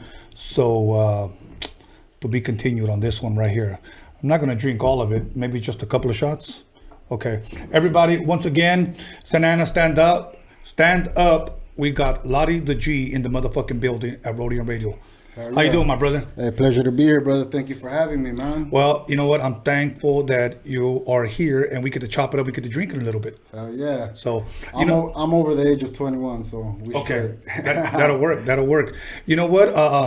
Coming over here, how was the drive? Because I know lately the damn freeways have been like butt naked. It was smooth, man. It was chill. Nobody's out there right now because of all this bullshit that's going on. So the freeways were empty. You know what I mean? We carpooled over here. Okay. So it was a smooth ride. That'll work. You know, now let me ask you this. With everything that's going on in the news, you know, sad to say that everything just seems negative. Social media just seems negative when it's pertaining to this virus. You know, sometimes we get some news that things are looking good, might get better, and then more people are sick over here. And I don't know, how are you coping with all of this, man? On the real, man, it's like, I don't know. I like to like dig deep into things. You know what I mean? I do research. I watch videos and all that. And to me, I don't know, man. It's hard to believe everything that you see on the news these days. You know what I mean? And you don't know if they're giving us 100 like the truth. You know what I mean? Right. A lot of these things, it's like I've been watching all these different types of videos about like how they knew about this disease before it even came out. Yeah. You know what I mean? and Japanese like soap operas and stuff like that, and you know what I mean, that they had the vaccine for this already like years back, you know, and that it barely got approved like last year, and then now all of a sudden, you know what I mean, this virus spreads and it's all over the news and everybody's panicking and everybody's worried about toilet paper and all this bullshit, you know what I mean? Like, come on, man. I think people just blow it too way out of context, you know what I mean? Like, they're just like, everybody's just believing everything they hear instead of like really doing the research and educating their minds on what's really going on, you know what I mean? I mean, there's been people that came out and said they caught it, and it's like they're still alive. They're already doing good, you know what I mean? Yeah, yeah. Well, you know, I mean, I know a lot of people get upset with me because I'm kind of a little bit on they're blowing that out of proportion, and they get mad at me. Believe me, I get some hate mail and people getting upset with me. Man, you didn't take that shit more motherfucking serious. Yeah. You know, you do you, I do me. I'm not saying I don't believe in it, but I do believe to a certain extent it is blown out of proportion. Yeah, I feel you. You know, now moving on, I have to ask you, because this is kind of like the #1 documentary on Netflix, Tiger Kings. Have you seen it? No, I haven't seen it. Okay. What is it, like everybody in Santa Ana hasn't seen it or what? I don't know, man. This is the first time I hear about it. What's it about? For reals? Yeah, for real. I haven't heard of it. I'm not going to say nothing, but I will say this. When people say, is it really good? I always say this, that when you watch it, you end up leaving with like, what the fuck? Like, what the fuck was this? Like, I think it's pretty entertaining. If you got some time to kill, it's worth a watch. That's what I'll say. It's just like some crazy, like fucking zoo hillbilly, you know, white hick dudes that own zoos, homie, and that go in the fucking tiger cage and play with these tigers, and you know. What do you say it's called? Tiger King. I think you're talking about Joe Exotic. Joe Exotic, that's the name of the guy in Tiger King. Oh, that's the name. Okay, yeah, I heard about that. Okay, matter of fact, I did watch some of that. Yeah, that shit is crazy, homie. Yes. Those motherfuckers get away with a lot, homie. Imagine if it was like some black or Mexican fools that own all those tigers and shit. Like the fucking ICE would be there, DEA would be there, FBI would be there. Yeah. But like you're watching this fucking documentary and it's like nobody's even swooping up on them. Nobody gives a fuck. Like fucking one lady's husband has been missing for years and fucking they never fucking seen him ever again, and it's like, what happened to this dude? Yeah. They get to have tigers, but as soon as we have gallos and pit bulls, you know, they close shop. Exactly. You know, one fool had like 9 wives and shit. Yeah, exactly. I mean, there's nothing wrong with that, but I understand. I don't know. You know what I'm saying? But I get it. To each their own. Anyways, other than that, man, you watch anything else good lately? You know what? I like to watch a lot of old school shit. Like what? Like I like to watch like a lot of old school shit. Like probably the last thing that I was watching was Beat Street. Beat Street's dope. I was watching Beat Street Spit. Fucking Ramo chasing them down the road tracks. Yeah, yeah. And I like to watch like Scarface. Yeah. I like Tombstone. I like all the old mafia movies like The Godfather, Bronx Tale, Goodfellas. Yeah. Like that's the type of shit I like watching. Tombstone is the shit. I'm the same way with music too. Like I like listening to a lot of like the old shit. You know what I mean? Mm-hmm. Nothing wrong against the like new shit. There's a couple dope new rappers out there, but I'm just like an old school cat. You know what I mean? Right. Dope. You know what? Last night I was watching a movie called House. A lot of people may not know it, but it's an old 80s movie. I love 80s, so I watch a lot of 80s movies. There's another movie called Fright Night. I like to watch Jaws. I like to watch Saturday Night Fever. And then I'll go up to Carlito's Way and watch a lot of the mafia shit. Yeah, Carlito's Way is good. Did you watch The Irishman? No, I haven't seen that. That one's pretty good too. I gotta check that one out. A couple people told me it's worth watching. I'm not going to sit here and say. I think De Niro's in it, right? De Niro. Yeah, De Niro, Joe Pesci, Al Pacino. Yeah, it's worth watching. And also, let me throw a quick plug in that April 10th, if I'm correct, Mr. Cartoon and Esteban Orio are going to come out with their documentary on Netflix called LA Originals. All right. So that's going to be one that I'm looking forward to watching because I watched a lot of shit on Netflix already, and I'm starting to like, okay, I pretty much done watched everything. Yeah. You know. So now, getting back to your roots, Santa Ana, is that where you were born and raised? Born and raised, man. Okay, and you went to schools all through Santa Ana? All schools, everything right there. Okay, what elementary school did you attend? I went to Monroe Elementary School, which is in the neighborhood that I grew up in Delhi. Delhi is like a small community within Santa Ana. It's like a little neighborhood, you know what I mean? And in Delhi, there's I believe there's 2. No, there's 2 elementaries. And I went to Monroe Elementary. Okay. And Monroe Elementary, that's where I was introduced to music. Really? Yeah, because they had a choir program and they had a band program, and I took advantage of both. Really? Because they had like a program like for kids. It was called Gate. Okay. And like certain kids that were in that program, it's like it was like an elective that you could choose while you were going to the elementary, you know. Right. And I chose to be involved in it. You know what I mean? In choir and in band. In band, what instrument did you play? Saxophone. You were pretty good? I was pretty good. Yeah, did you continue or no? Nah, I didn't continue. You know what I mean? I wish I would have, because it's a fucking really cool instrument. You know what I mean? Yeah, yeah. And what junior high school did you attend out there? McFadden. Okay. McFadden Junior High. And high school? I went to two, because I went to Saddleback High School. I played freshman football right there. Okay. And then I went to juvenile hall like after 9th grade. Okay. And then they didn't want to accept me back. So I ended up going to Cesar Chavez High School, which is like a high school that's also inside of the Delhi community. You know what I mean? Okay. So that's where I ended up continuing my high school, but I didn't graduate from there. I ended up getting my GED inside of juvenile hall. Really? Yeah. Oh, okay. What did you go to juvie for, if you don't mind me asking? Oh man, a bunch of different shit, man. Good times? Good times with, you know what I mean? Just growing up, man. Street life. Street life, man, you know what I mean? Guns, being on probation, violations, robberies. Yeah. Bunch of shit, you know what I A mean? bunch of shit that we regret. Bunch of shit that I wish, you know what I mean, I would have never got into, because all it did was just hold me back from what it is that I really love to do, which is making this music shit, you know what I mean? Yeah.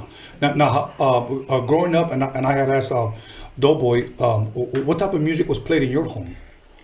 You know what? Like, I had two older brothers and an older sister, and pretty much everything that they were bumping, I ended up bumping. You know what I mean? Which was a lot of funk. Like, Santa Ana's really like a funk town, like a city. You know what I mean? Yeah. Like, a lot of people bump funk in Santa Ana, so shout out to all the funk freaks in Santa Ana, and everybody, like you said, keeping it alive.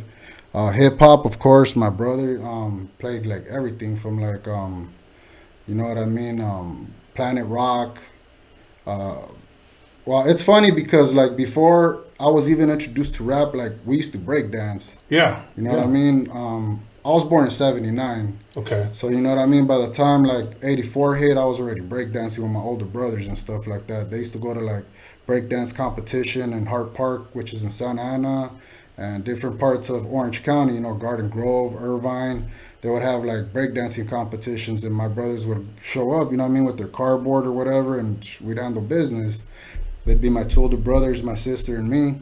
And we used to just pop, breakdance, and that's when like Electric Boogaloo and, you know what I mean, Beat Street, all that shit was coming out. So yeah, it was, you know. That's dope. You know what I mean? It was like really popping around that time too, Yeah. because like, you know, hip hop was born in the 70s, you know what I mean? So as it transitioned into the 80s, it's like, that's what was that was the wave that was still alive, you know what I mean? And me being a kid watching my older brothers and shit, like doing what they were doing, that's what was in, you know what I mean? So, I mean, that's how I was introduced to hip hop, you know what I mean? Did you belong to a breaking crew? No, it was just us, you know what I mean? We were poor and shit, you know what I mean? Like, we didn't even have like cool shoes or cool, you know, like the fucking Adidas jumpsuits or none of that. We're just showing up in Levi's and Vans and fucking a piece of cardboard and fucking handling business, you know? We were breaking and popping better than like probably the kids who had all that cool shit, but you know? Yeah. Like, you know, when you have the gear to go with it, it looks cooler, you know what I mean? But we didn't have all that shit. Now, let me ask you this. Did you have a breaking name? No, I didn't. No? Because out here, most of the dudes had breaking names or they had a popping name Yeah. or whatnot like that. Now, growing up to like Planet Rock, Play Your Own Risk, Looking for the Perfect Beat and all that good shit. Yeah. When you started listening to hip hop, who was some of your earliest influences or some of the people you first started listening to?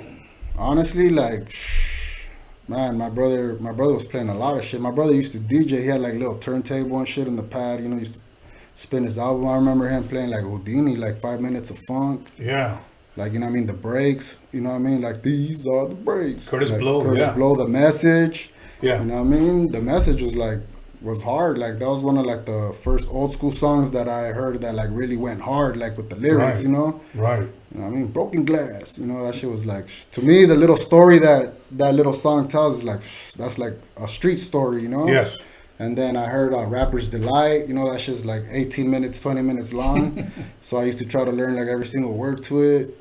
And fucking, you know, after that, then the real shit came in, like the gangster shit, like NWA, you know what I mean? It just blew everybody's fucking mind, you know what I mean? And it's like us raza, like growing up here, like, you know, I'm first generation Mexican, like my jefita, she came from Guadalajara, you know what I mean? Okay. Jalisco, and then, you know, I was born here, so like we were exposed to all of that, you know what I mean? So hearing that shit for the first time, like hearing somebody say like fuck the police and, you know what I mean, calling girls bitches, and just hearing that type of music, like they didn't hold nothing back. They said whatever was on their mind. And to me that was like a form of self-expression, you know what I mean? So I was like, fuck yeah, these motherfuckers are with it, you know what I mean? Yeah. So I was like, fuck yeah, NWA, and then came a whole new fucking wave of West Coast rappers from like LA to the Bay to fucking everybody, you know what I mean? And all of that shit influenced me heavy, you know what I mean? Yeah. And till this day, it still does influence me because I feel that's the type of music that I make music for that, you know what I mean? Right. For those artists who just said fuck it and put it all on the line, you know what I mean? Yeah, yeah, that'll work. Now, going back to that song, The Message, I remember when I first heard that song. Yeah. Grandmaster Flash and the Furious Five. Back then, you know, obviously we didn't call it gangster rap. We called it like street rap or reality rap. Yeah. Because shit was real. Yeah. You know, I remember the first time, I believe I was talking to Lonzo from the World Class Wrecking Crew when he was here. And I had told him that when I first heard It's Like That by Run DMC, that was the first time, and I was at an all crip club in the city of Long Beach. Yeah.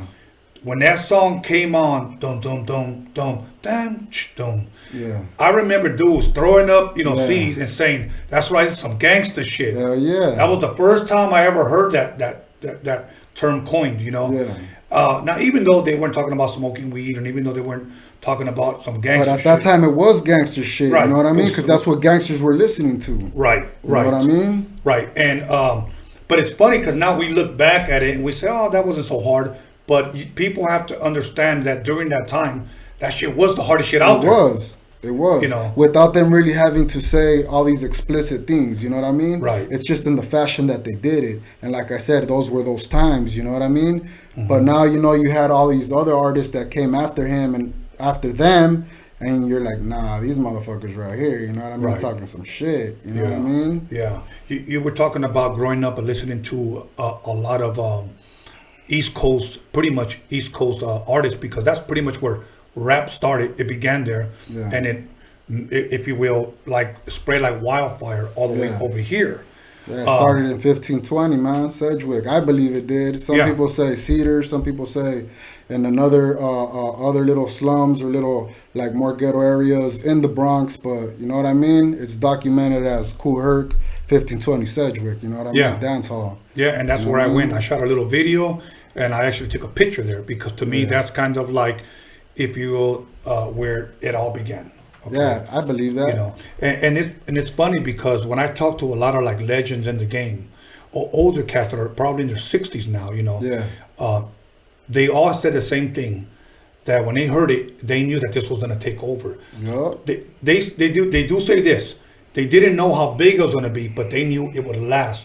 When everybody was saying it's a fad, it's going to be in and out, and I was pretty much taking over the world. Yeah. You know, it's taking over the world. I mean, we got guys, we got girls. I mean, everything has been influenced by hip hop. Yeah. You know. Right now that we're on that subject, I got a question for you regarding that. Yes. Do you feel that Raza was always from a beginning a part of hip hop? Yes, absolutely. I'm going to share a story with you. Okay. And when I say Raza, I include... Yeah, everybody. You know what I mean? Puerto Ricans, Mexicans, Salvadoreños, Colombianos, everybody. Raza, you know what I mean? I'm going to share with you a story. And I won't mention his name because I want him to share it when he comes here. He's from the Bronx, okay? And he told me that Kool Herc told him, if it wasn't for Latinos, this is what he said, at least in his opinion, Kool Herc's opinion, hip-hop probably would not have started. And I'm going to tell you why. And this is what this gentleman told me. He said that when Kool Herc would DJ, he would play the break beats of the records. Yeah. Boom, ba-cap, boom, boom, ba-cap, boom, ba-cap, boom, ba-ba-ba-ba-ba-ba-ba-boom, ba-cap, boom. Just the breaks. Yeah. And the Latino kids, the Puerto Ricans, would come out and start breakdancing. Exactly. He said that's where they got the name break dancer from the break part of the record. The break on the record. So he said, I noticed that as if I speeded up and I started scratching or started playing just the breaks, that's when they started dancing. He said that's what started hip hop. So I have to say, to finish answering your question, from the very beginning, Latinos have always been in hip hop. So yeah, because hey man, that's cool that you shared that with us. And the reason why I say that is because a lot of people right away when you mention hip hop, the first thing they think about is rap, and they think that hip hop just consists of rap. But there's different elements to hip hop. Right. You know what I mean? DJing, breakdancing, graffiti. MCing, those are all MCing. Those 4 elements. You know what I mean? Right. That's what makes hip hop. And a lot of people, they don't know that. You know what I mean? They think when you say hip hop, it's just rap. You know what I mean? A lot of people like to add today that the 5th element of hip hop, and this is kind of new. Well, maybe it's not new because I don't want to insult anybody. Or the 5th element is knowledge. Okay. However they want to interpret knowledge, let me say this. I believe in educating yourself. Yeah. So it's important to educate yourself. And when it comes to dating and seeing a girl, no girl wants to go out with a good-looking dumbass. No. Okay. Educate yourself. You got all of those elements. You know what? You're a good man. Yeah. So and speaking of those elements, that's the type of shit that I don't see in today's music. Yeah. I don't see those elements anymore. So when my son tells me, how come you don't like Blueface? How come you don't like YG? And I just don't see what I saw back then in this. I know music changes. I love hip hop. That's just not my cup of tea. Yeah, it's not my cup of tea either, and especially in the fashion that they do some of their songs, you know what I mean? Which I feel are, straight out garbage, you know what I mean? Right, I understand. Especially when it comes to certain subjects, you know what I mean? But that's a whole nother interview or a whole nother subject, you know right. what I mean? And I understand what you mean, and believe me, I think a lot of us feel that way, and it has nothing to do, and I'll speak for myself, with the artist, but some of those songs that are being done today, I will not support because they're offensive. Yeah, exactly. Because if it was the other way around, you know what I mean? I don't think people would have stayed quiet and take it lightly. You know what I mean? Yeah. People would be making noise and speaking up about it. You know what I mean? If we're making songs or a certain type of way or a certain type of fashion or saying things or you know what I mean? We know better. You know what I'm saying? We know better. So we carry ourselves a little bit differently. Hey, no offense to them or the style of music they make. If that's what works for them, then keep doing you. You know what I mean? But just know that. You know what I mean? Not everybody's supporting some of that bullshit that you be doing, you know what I mean? Yeah. I get it. So now, switching gears here. Around what age would you say that you started picking up the pen and writing, lyrics? Who do you think it was, or what was it that encouraged you to start writing? I was in juvenile hall. I was doing time, you know what I mean? I was spending a lot of time just being locked up in a room, you know what I mean? And I was just, hip hop was my thing, you know what I mean? It was the type of music that I listened to. I felt like, I was always passionate about music. And I remember one time I was sitting in my room and I don't know if it was a Lowrider magazine.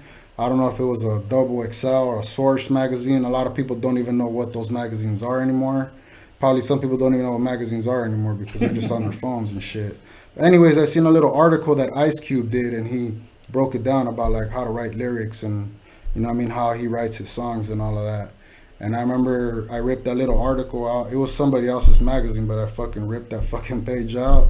And I remember I started applying that shit, you know what I mean? And I started, at first I would just like fill papers up with a bunch of fucking lyrics, you know what I mean? And then I started really like listening to songs and how they had like breakdowns and all of that stuff. And I ended up figuring it out on my own. Like nobody really taught me, I taught myself. And then later on I started fucking with other artists and producers, and they just like reaffirmed that that's the way that it was done, you know what I mean? Right. But in my mind, I already had figured it out in my mind, Okay. And that's how I started writing it. And then, like the writing part of it came natural to me because like I've been through a lot of shit in my life, you know what I mean? Like I have a lot to speak about, you know what I mean? And it's like, I'm not going to talk about everything I've been through, but I have plenty of shit to say, you know what I mean? So like content and like things to write about, like that shit comes natural to me. Okay. And around how old were you when you were in juvenile hall writing this? the first time I went to juvenile hall was around like 13, 14 years old. And is that when? That's when I started. Yeah. Okay, so you can actually say it's possibly a magazine clip from Ice Cube. Yeah, probably. Okay. Wow. And how much time did you do before you actually got out and said, you know what, let me go ahead and start rapping off for instrumentals or whatnot? By the way, that was like back in like 93, 94, you know what I mean? Okay. In case people wondering, because it's not like recent probably, you know? Because I don't know what these guys listening to these days. But it was a clip from, like I said, it was like either like a lowrider magazine or like a Source or Double XL magazine or a hip hop magazine, you know? Okay. Now, you get out of juvenile hall. Did you immediately start rapping over instrumentals or over other people's songs? Did you take it serious yet, or? Nah, bro. I got out of juvenile hall and I kept going back to juvenile hall. Okay. I went to juvenile hall maybe like 5 times, you know? And every time I would go in and out of juvenile hall, like music has always been a part of my life. Yes. That's the only thing I've never let go of in my life. Like a bunch of shit in my life has changed, you know, like friends, family members, fucking school, cities, you know, like just life has been crazy, you know what I mean? Yeah. But the only thing that I've always kept sacred to me and close to me, besides God and my mom, is my motherfucking music, you know? And yeah, you know what I mean? Throughout juvenile hall, throughout my prison incarcerations, like music is what always kept me grounded, you know what I mean? Okay. And around what time or what year did you decide to really take this music thing serious? When I discharged parole, the last time I got out of prison, you know what I mean? I was just, you know, I was sick of it, man. I had just, one of my oldest brother, the one that I grew up with breakdancing and all that, he ended up like getting life in prison. And he spent 17 years of his life in prison, you know what I mean? Then he passed away in prison. And after he passed away, I was like, man, fuck this shit, you know what I mean? This shit's boo-boo, you know what I mean? Like, this is not the type of, in the direction that I want to live the rest of my life, you know what I mean? So I got out and I did 5 years the last time that I was incarcerated. So I had 5 years to really like think about like what I wanted to do with the rest of my life. So I calculated a plan, you know what I mean? And I told myself exactly what it was that I wanted to do in the order that I wanted to do it. And I've been executing each and every single thing, you know, like the first thing I did as soon as I got out was enroll into college. Okay. You know what I mean? I went to college, got my bachelor's degree in electrical engineering because I didn't want to go back to working in a fucking warehouse no more. Right. And then after that, you know what I mean, I graduated college and I got into electrical. Once I got into electrical, I started, you know, electrical, you make pretty good money. Yeah. You know what I mean? And I started making decent money, you know what I mean? And as soon as I started making decent money, then I started investing back into myself because this music shit ain't free. You know what I mean? You got to pay for fucking studio sessions. You got to pay for people to feature on your shit. You got to pay for fucking album covers. Yeah. You got to pay to have your videos uploaded to whatever fucking platform just so you could get exposure and fans and build followers. You know what I mean? Yeah. So I'm going to say that I really started taking it serious as soon as like I got off parole and started working in the electrical field, making serious money, which was like around 2011, 2012. Okay. You know what I mean? Okay. And you know on the serious tip, you know? Right. Yeah. Okay. We're gonna come back after the break, but before we go to break, I want to ask you a question. East Coast rappers, name me your top 5 favorite East Coast rappers. Doesn't matter what era. I'm gonna say I like Run DMC. Okay. I like EPMD. I like Big L.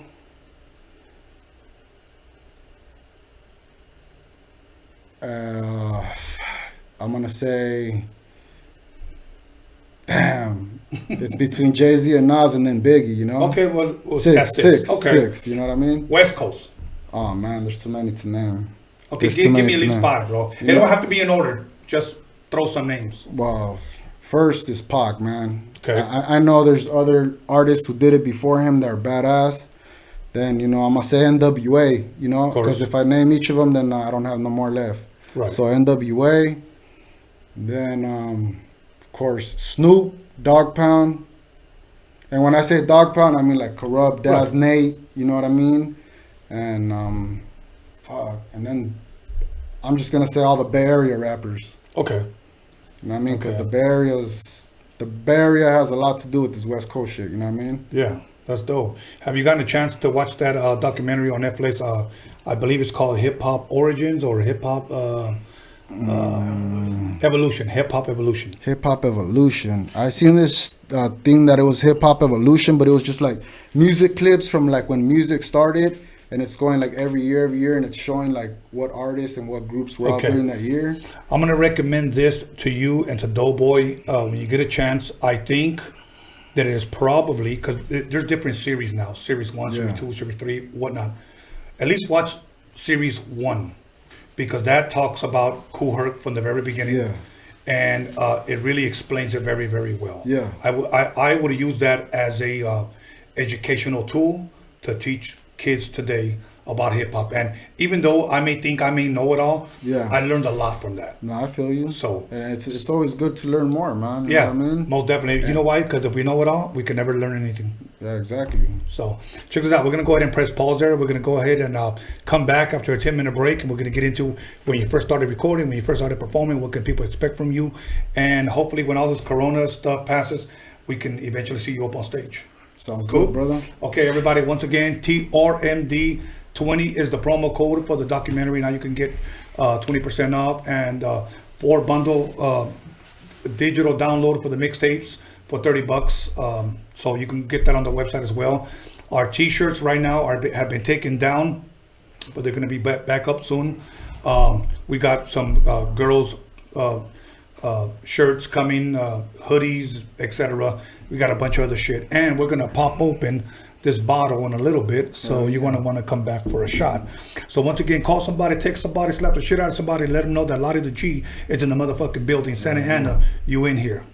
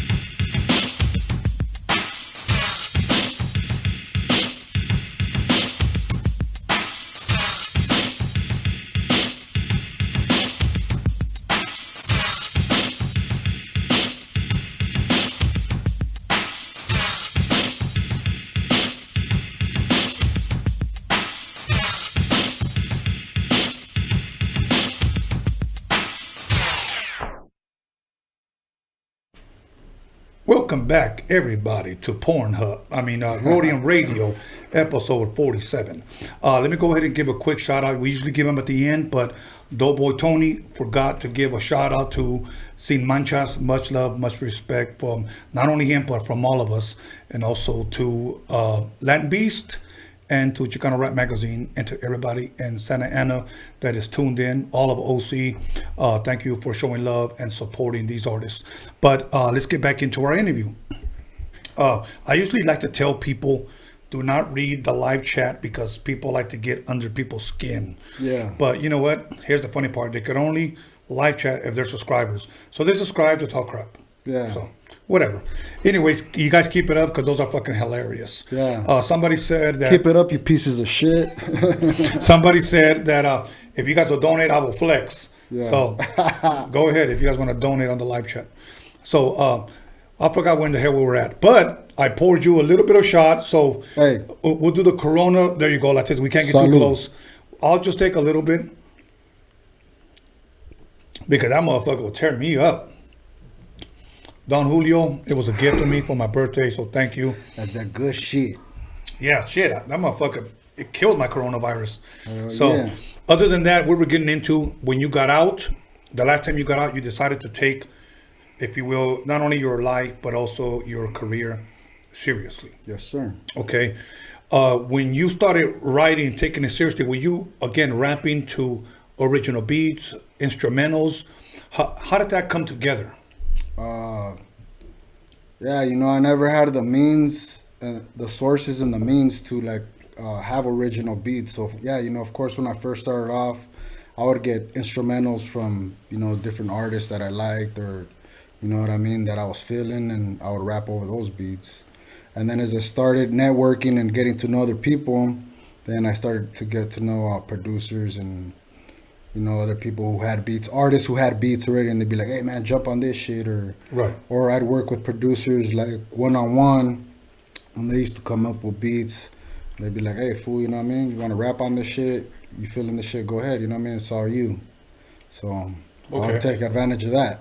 Now, if you can remember, what instrumentals back in the day, to me that always interests me, because to me, I think when people get a certain instrumental they rap to, that kind of tells me the avenue that they want to go to as far as music. So what instrumentals, if you can remember, would you write to? You got to chill. Dope. Okay. You got to chill. And a lot of West Coast shit, some like Dub C in the Mad Circle. Okay. One of the first tapes, this was back in tapes, you know what I mean? Remember tapes used to have the, like one side that had like all the songs, and you'd flip the tape over, and that side had like the instrumental to it. Mm-hmm. Like there was an instrumental on the fucking Banging on Wax, the Bloods and Crips. Yeah. And that shit was hard as fuck. And I remember the girl that I was with at the time during high school, she fucking bought like a little radio and shit, and I had like double tapes. And I used to play that shit. I used to put that instrumental on the first side. Then I used to put a blank on the fucking second side. And then I used to plug the earphones into the mic, and I used to rap in the left side of the earphone. Yeah. And I used to record myself rapping over that shit, and I used to put that shit into that tape, and then I used to fucking go back and I used to listen to that shit. Okay. You know what I mean? So I used to do little shit like that before I even started going into studios. You know what I mean? Yeah. Of course. So just like pretty much like sharpening up my skills. You know what I mean? Messing with dictionaries, thesaurus, fucking rhyme dictionaries, just like sharpening up my fucking wordplay and like my mind, you know? Dope.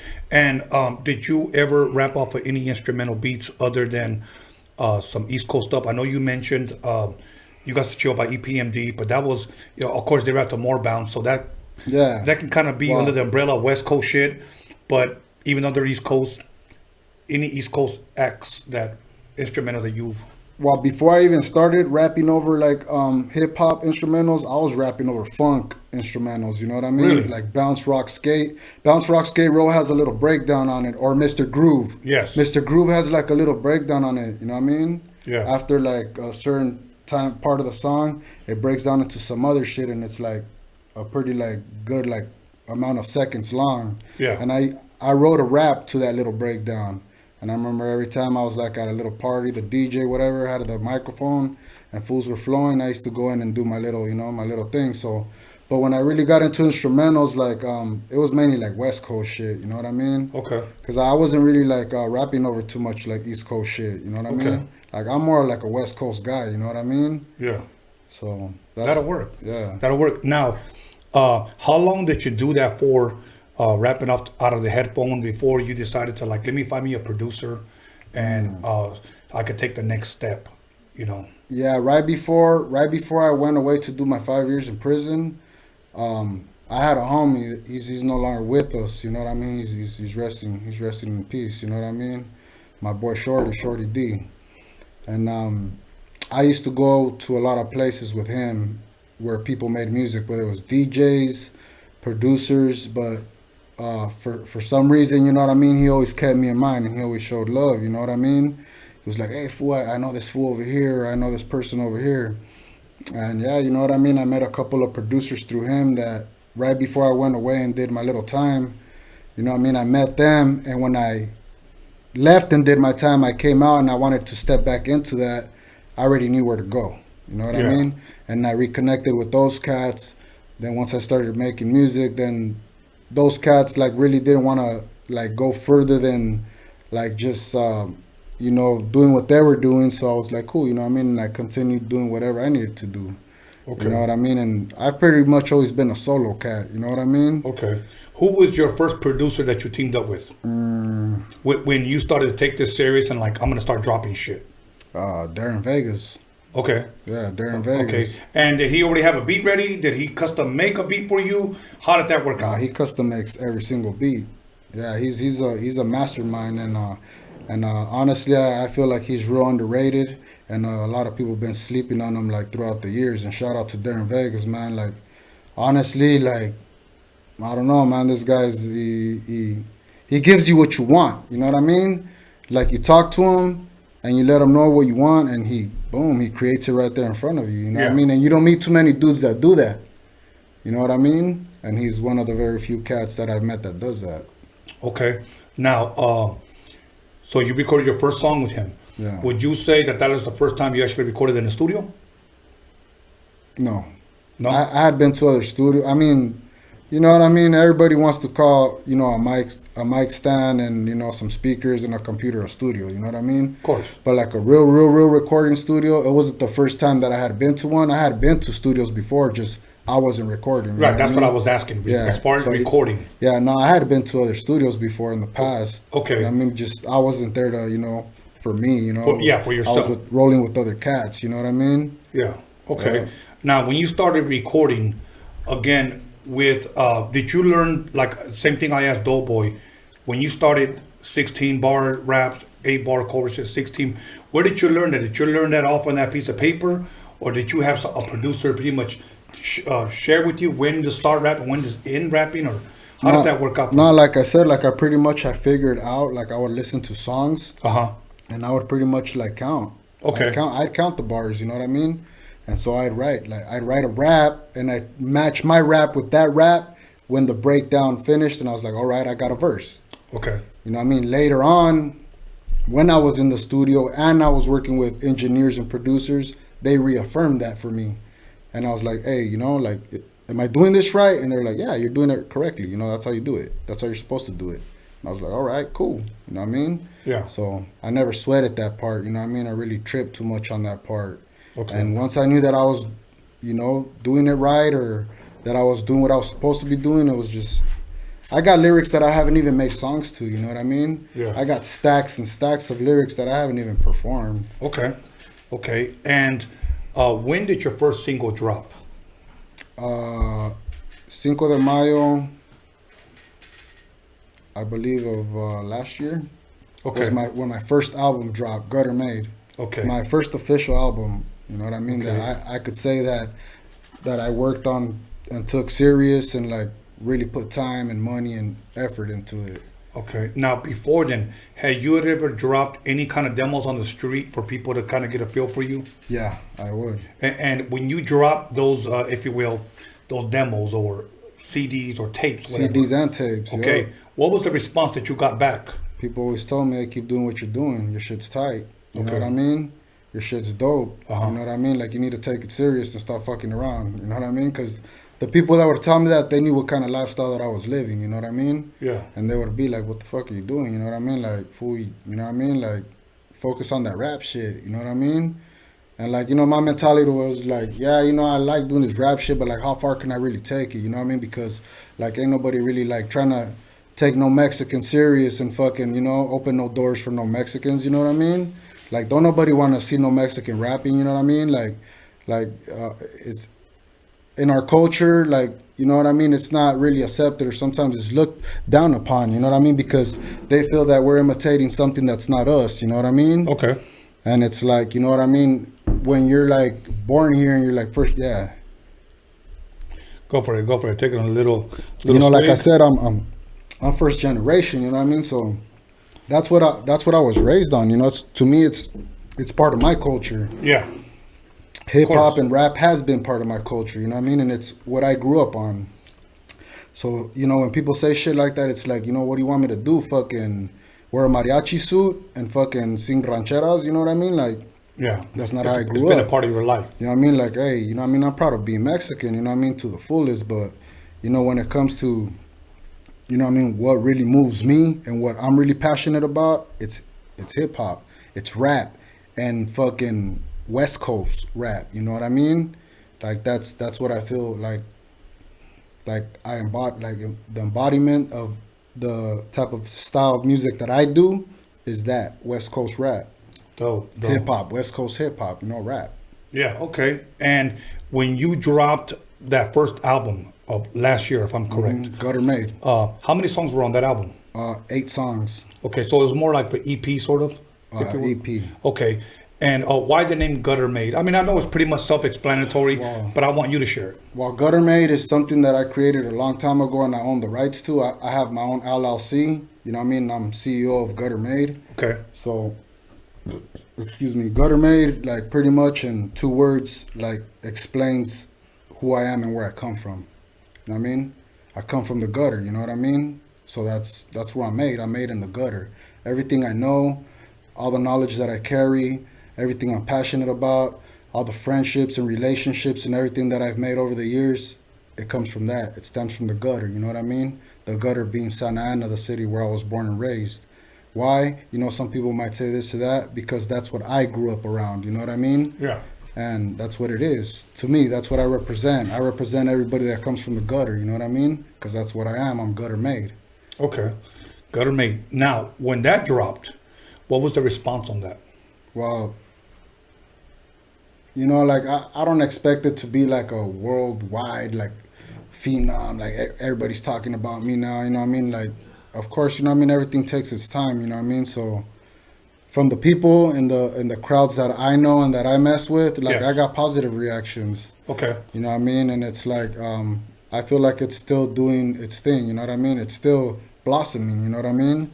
Like, I dropped it last year and it's still, you know, like a lot of people are still watching the videos that I dropped for the songs on those albums, and those videos are doing good, and the songs are still doing good, and there's still a lot of people who are discovering who Lari the G is, you know? Yeah. A lot of people don't even know who I am yet, you know? But, you know, everything takes time. Now, let me ask you this. Well, before I ask you this next question, one thing that I can appreciate about today's artist, I'm not a rapper. I consider myself a DJ, producer, and I directed my first documentary. Okay. Yeah.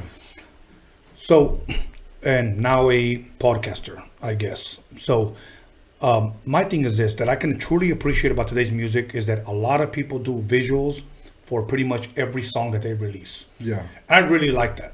Yeah. So I want to encourage you, not only you, but also Doughboy, to continue to give us visuals. Okay. Yeah. It's because we're spoiled these days, bro. Yeah, of course. You know what I mean? Of course. Visuals help sell it. Not only that, but like, we got fucking Instagram, Facebook, all this shit. Like, back in the days, fools were hustling out the trunks. Of course. You had to show up to shows. You had to like show up if you want Yes. to blow up. You know what I mean? Yeah. And it's like, now we're spoiled. We have social media.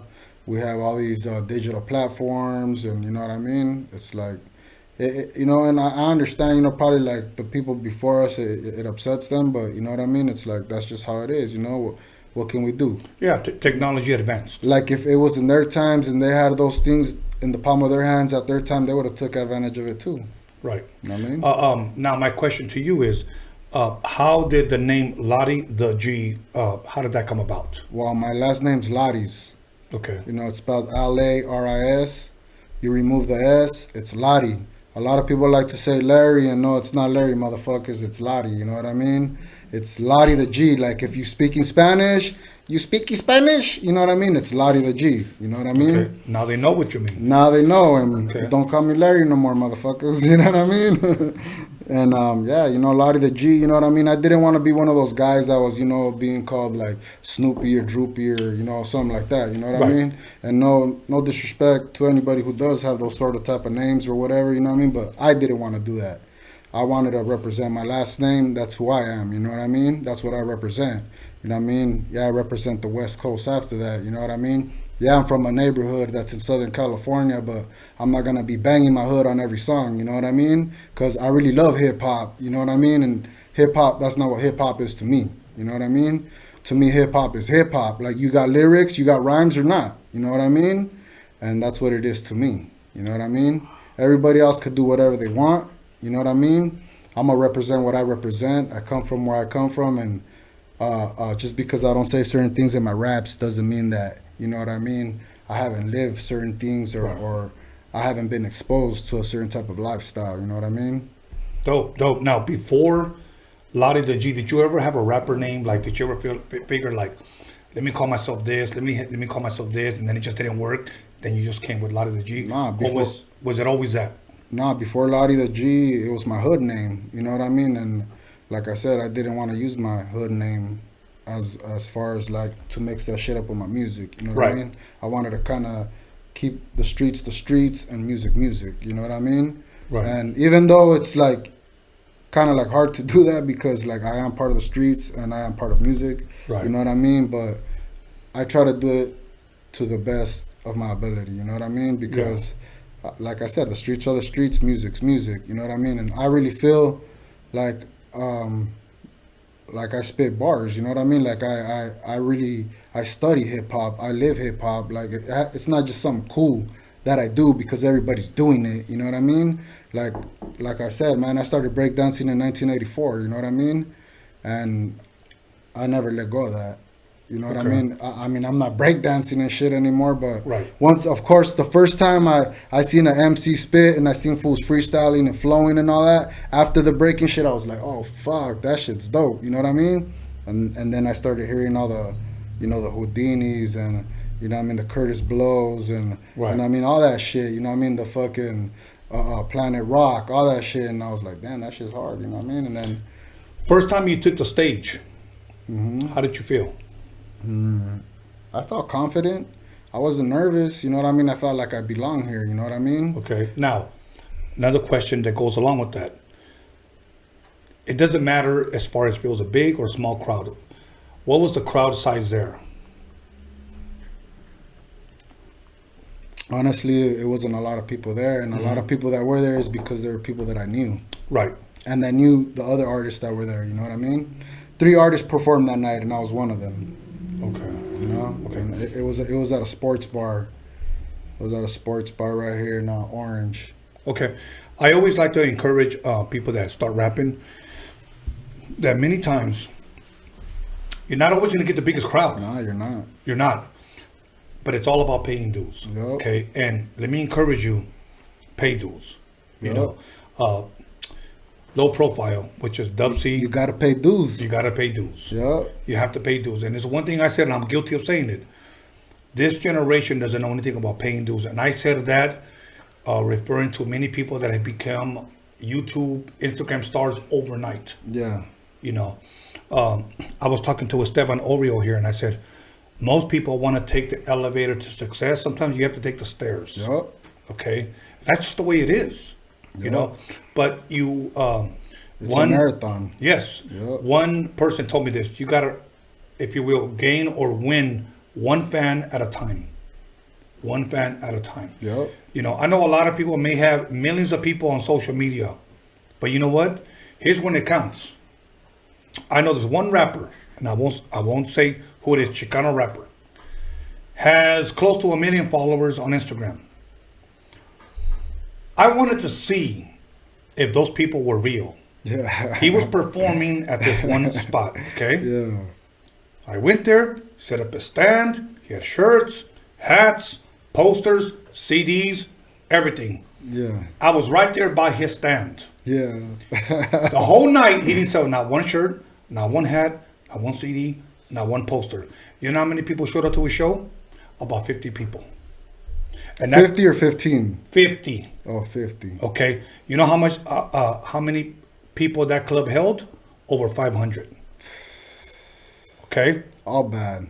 I want to, so sometimes I kind of wonder, I always tell people like that meme says, being, famous on Instagram is like being rich in Monopoly. Hey. It ain't real. It's not. Don't believe the hype. It's not. Okay. But a lot of people do. Today it's almost like women that have an ass. They think that's a master's degree. Yeah. All I got to do is take an ass pic and I will get 10,000 likes. Not only that, like let me go and fucking inject my ass and then I'll get even more likes. Well, and here's the sad part is all you are to a bunch of guys is a piece of ass. That's the sad part. More power to the girls who got to do all of that shit. And some of them do look good, but some of them like, I don't know who they think Nalgas they look aguadas. Like. Nah, some of them are like fucking nalgas fucking, I don't know what the word is, but. And I'm not trying to diss anybody, but fuck, like, have more to offer than that, Anyways, so now, what can people expect from you? You dropped your album last year. Are you working on anything right now that people can expect for 2020? Well, I dropped another album this year. Okay. It's called Love for the Streets. Now, when you say this year, we're only 3 months or 4 months into the year. I dropped it, I believe, in February. Okay, January. I dropped it February 13th. Okay, and what was the name of that album? Love for the Streets. Mm-hmm. Yeah. How many songs were in that one? 13 songs. 13 songs. Which one of those songs, if you have any, was your favorite? Oh, man. There was a lot of them, but... Okay, give me 2. I'm Too Gangsta. And... Oh, man. It's hard because, there was a lot of songs that I liked, but... I'm Too Gangsta, I liked it because of the whole making of it. You know what I mean? Like, okay. From the beginning, like the process of making the song, the video, all of that. It was like, it was some cool shit, like the way I put it together. And the way that it came out, because we're on a boat. On that video, we're on a boat. Okay. You know what I mean? And then on another scene, you know what I mean, I got this really beautiful girl to come dance on my pool table, my uncle's pool table. Instagram model? Nah, she a dancer, you know what I mean? Okay. And shout out to your girl's Trouble. Yeah, she came through and did her thing, and I believe that's a big part of the reason why a lot of people watch that video is because they want to see her, you know what I mean? Okay, was she Trouble? She can be if she wanted to be, you know what I mean? But yeah, you know what I mean? She came through and she did her thing and she blessed the video, man, with, I have to look at that video so that I know what you mean. Know what I mean? Yeah, she's a beautiful girl. Okay. I want nothing but beautiful girls in my videos. Like, I don't want no tortas, fucking, you know what I mean? Expired ass motherfucking shit hanging around everywhere type of shit. You know what I mean? Like, I want my shit nice and tight and motherfucking looking good. You know what I mean? Of course. But in order for you to get that kind of girl, you got to be looking good and tight. Well, hey, I try my best, man. You know what I mean? I ain't Arnold and shit like that. Hey, I see you doing your thing, man. Motherfucking gun show over here. For 52 years old, I try. That's all I'm going to say. I try. Age don't matter because, you know what I mean? Nowadays, they got all kinds of motherfucking shit available. You know what I mean? You know, my brother said, look at Tom Brady. He's fucking playing football. He's fucking like 43 years old, dog. And you know what? Let me tell you something. Somebody asked me when I turned 52, how old do you feel? And here's what I always say. If nobody had ever told me how old I was, I would say I'm 28 every year. Because that's the way I feel. My brother just turned 50. Okay, much love, much respect to my brother Bolas, my brother Ruben. He always says, 50 is the new 30. Exactly. And it's true. It is true, I though. feel that way, bro.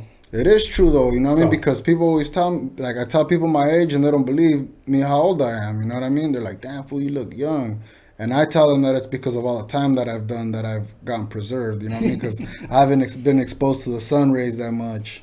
Right. So right. I don't know, you know. Now let me tell you something to encourage you, bro.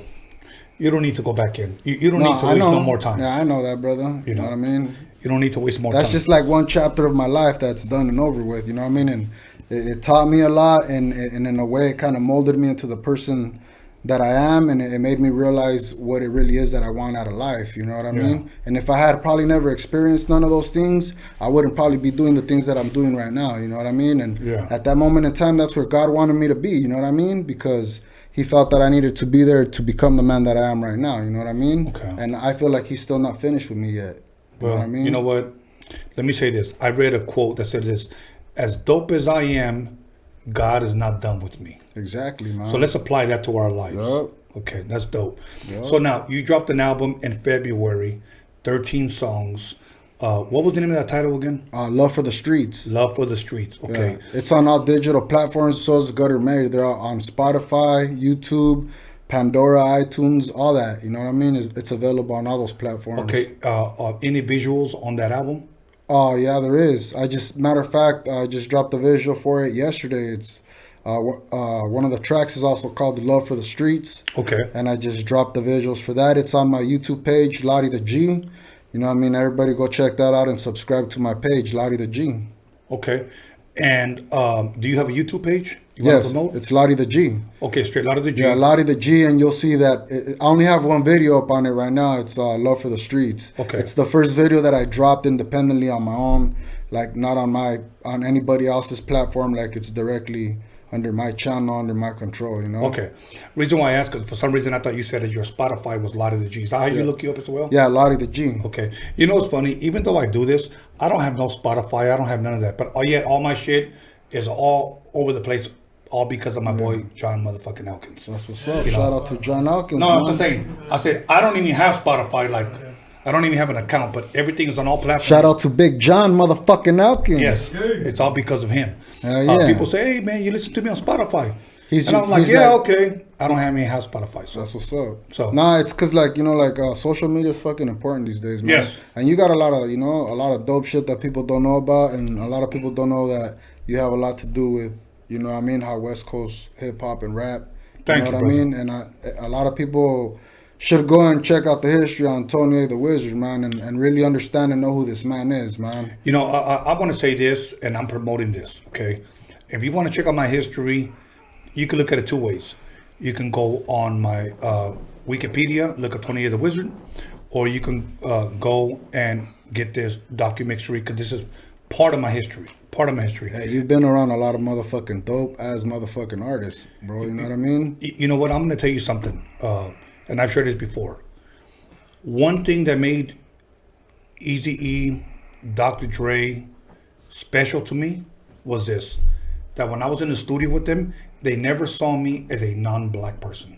That's what's up. They treated me with love and with respect. Yep. When they would come into my house, Yep. my mom would be cutting and sewing because she made little girl dresses to sell at the swap meet. She would be watching her novelas, making tacos dorados, whatever, and they would walk through my living room or whatever, and then go into my room, flip over a record crate, sit down, and start writing on a 4-track beat that I had, just for a mixtape.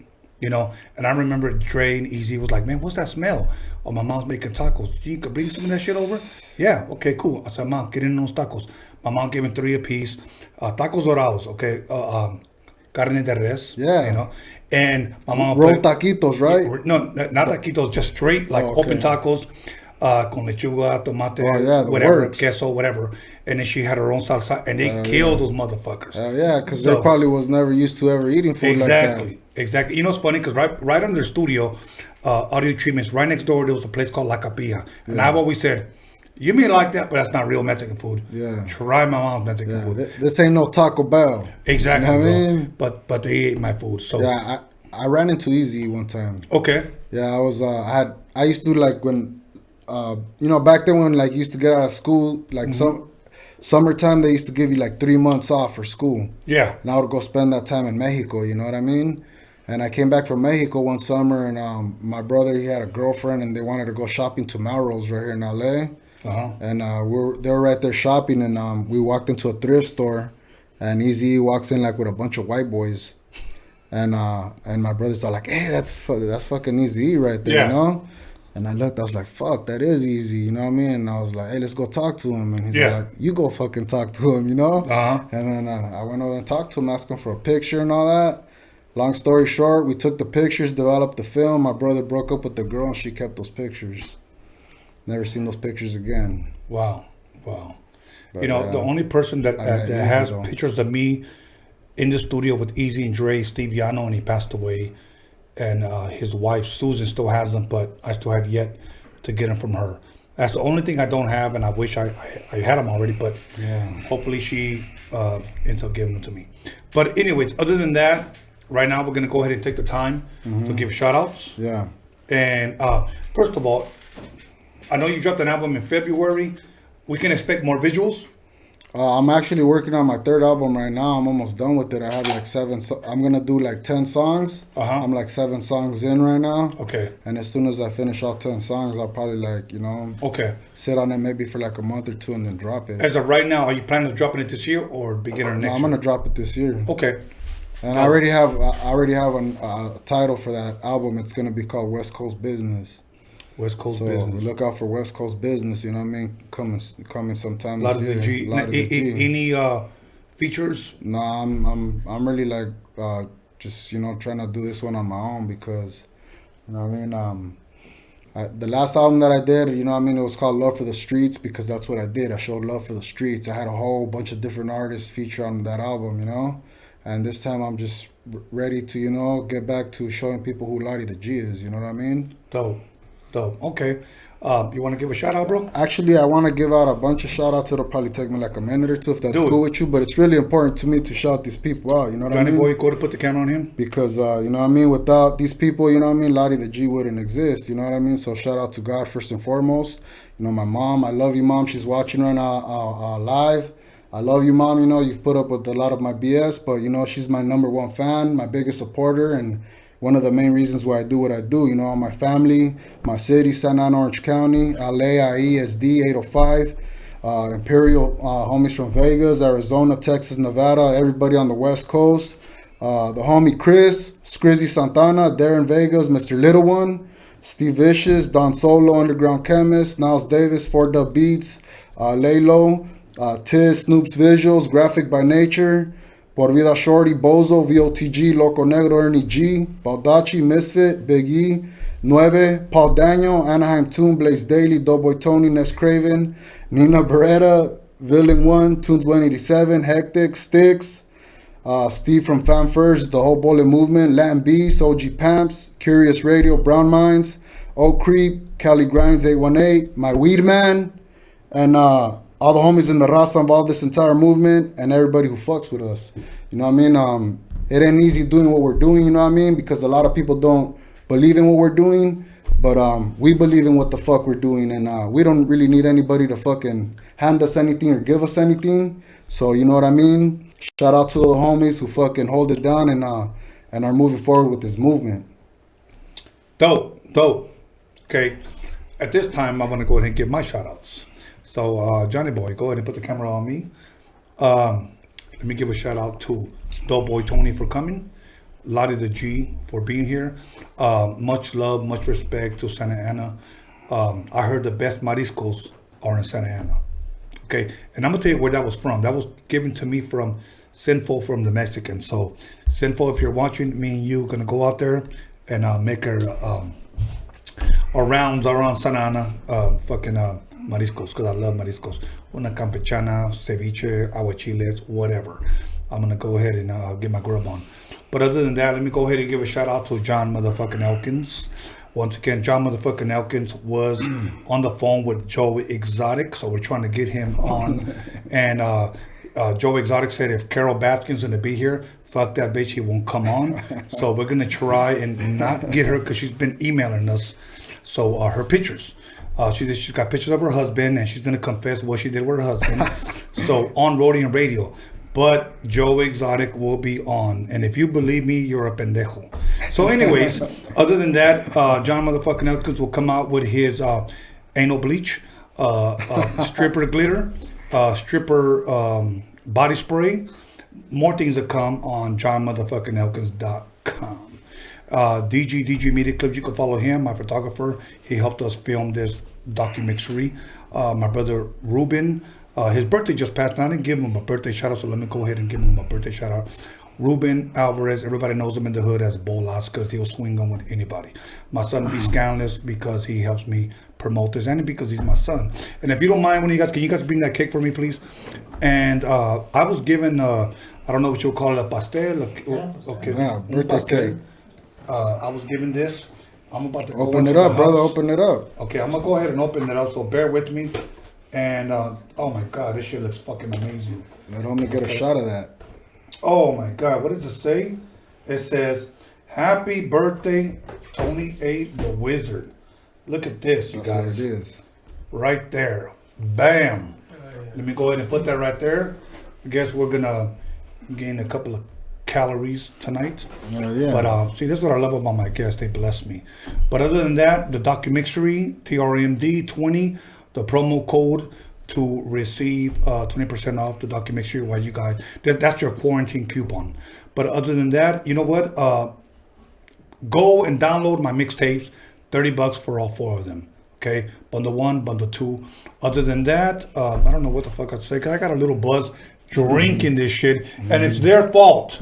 Okay, so once again, I take Doughboy full responsibility. Lari the G. Okay, everybody, Latin Beast, Chicano Rap Magazine, Sin Manchas, much love, much respect. See you Sunday, if you will, with the godfather of West Coast G-Funk. And we out of here.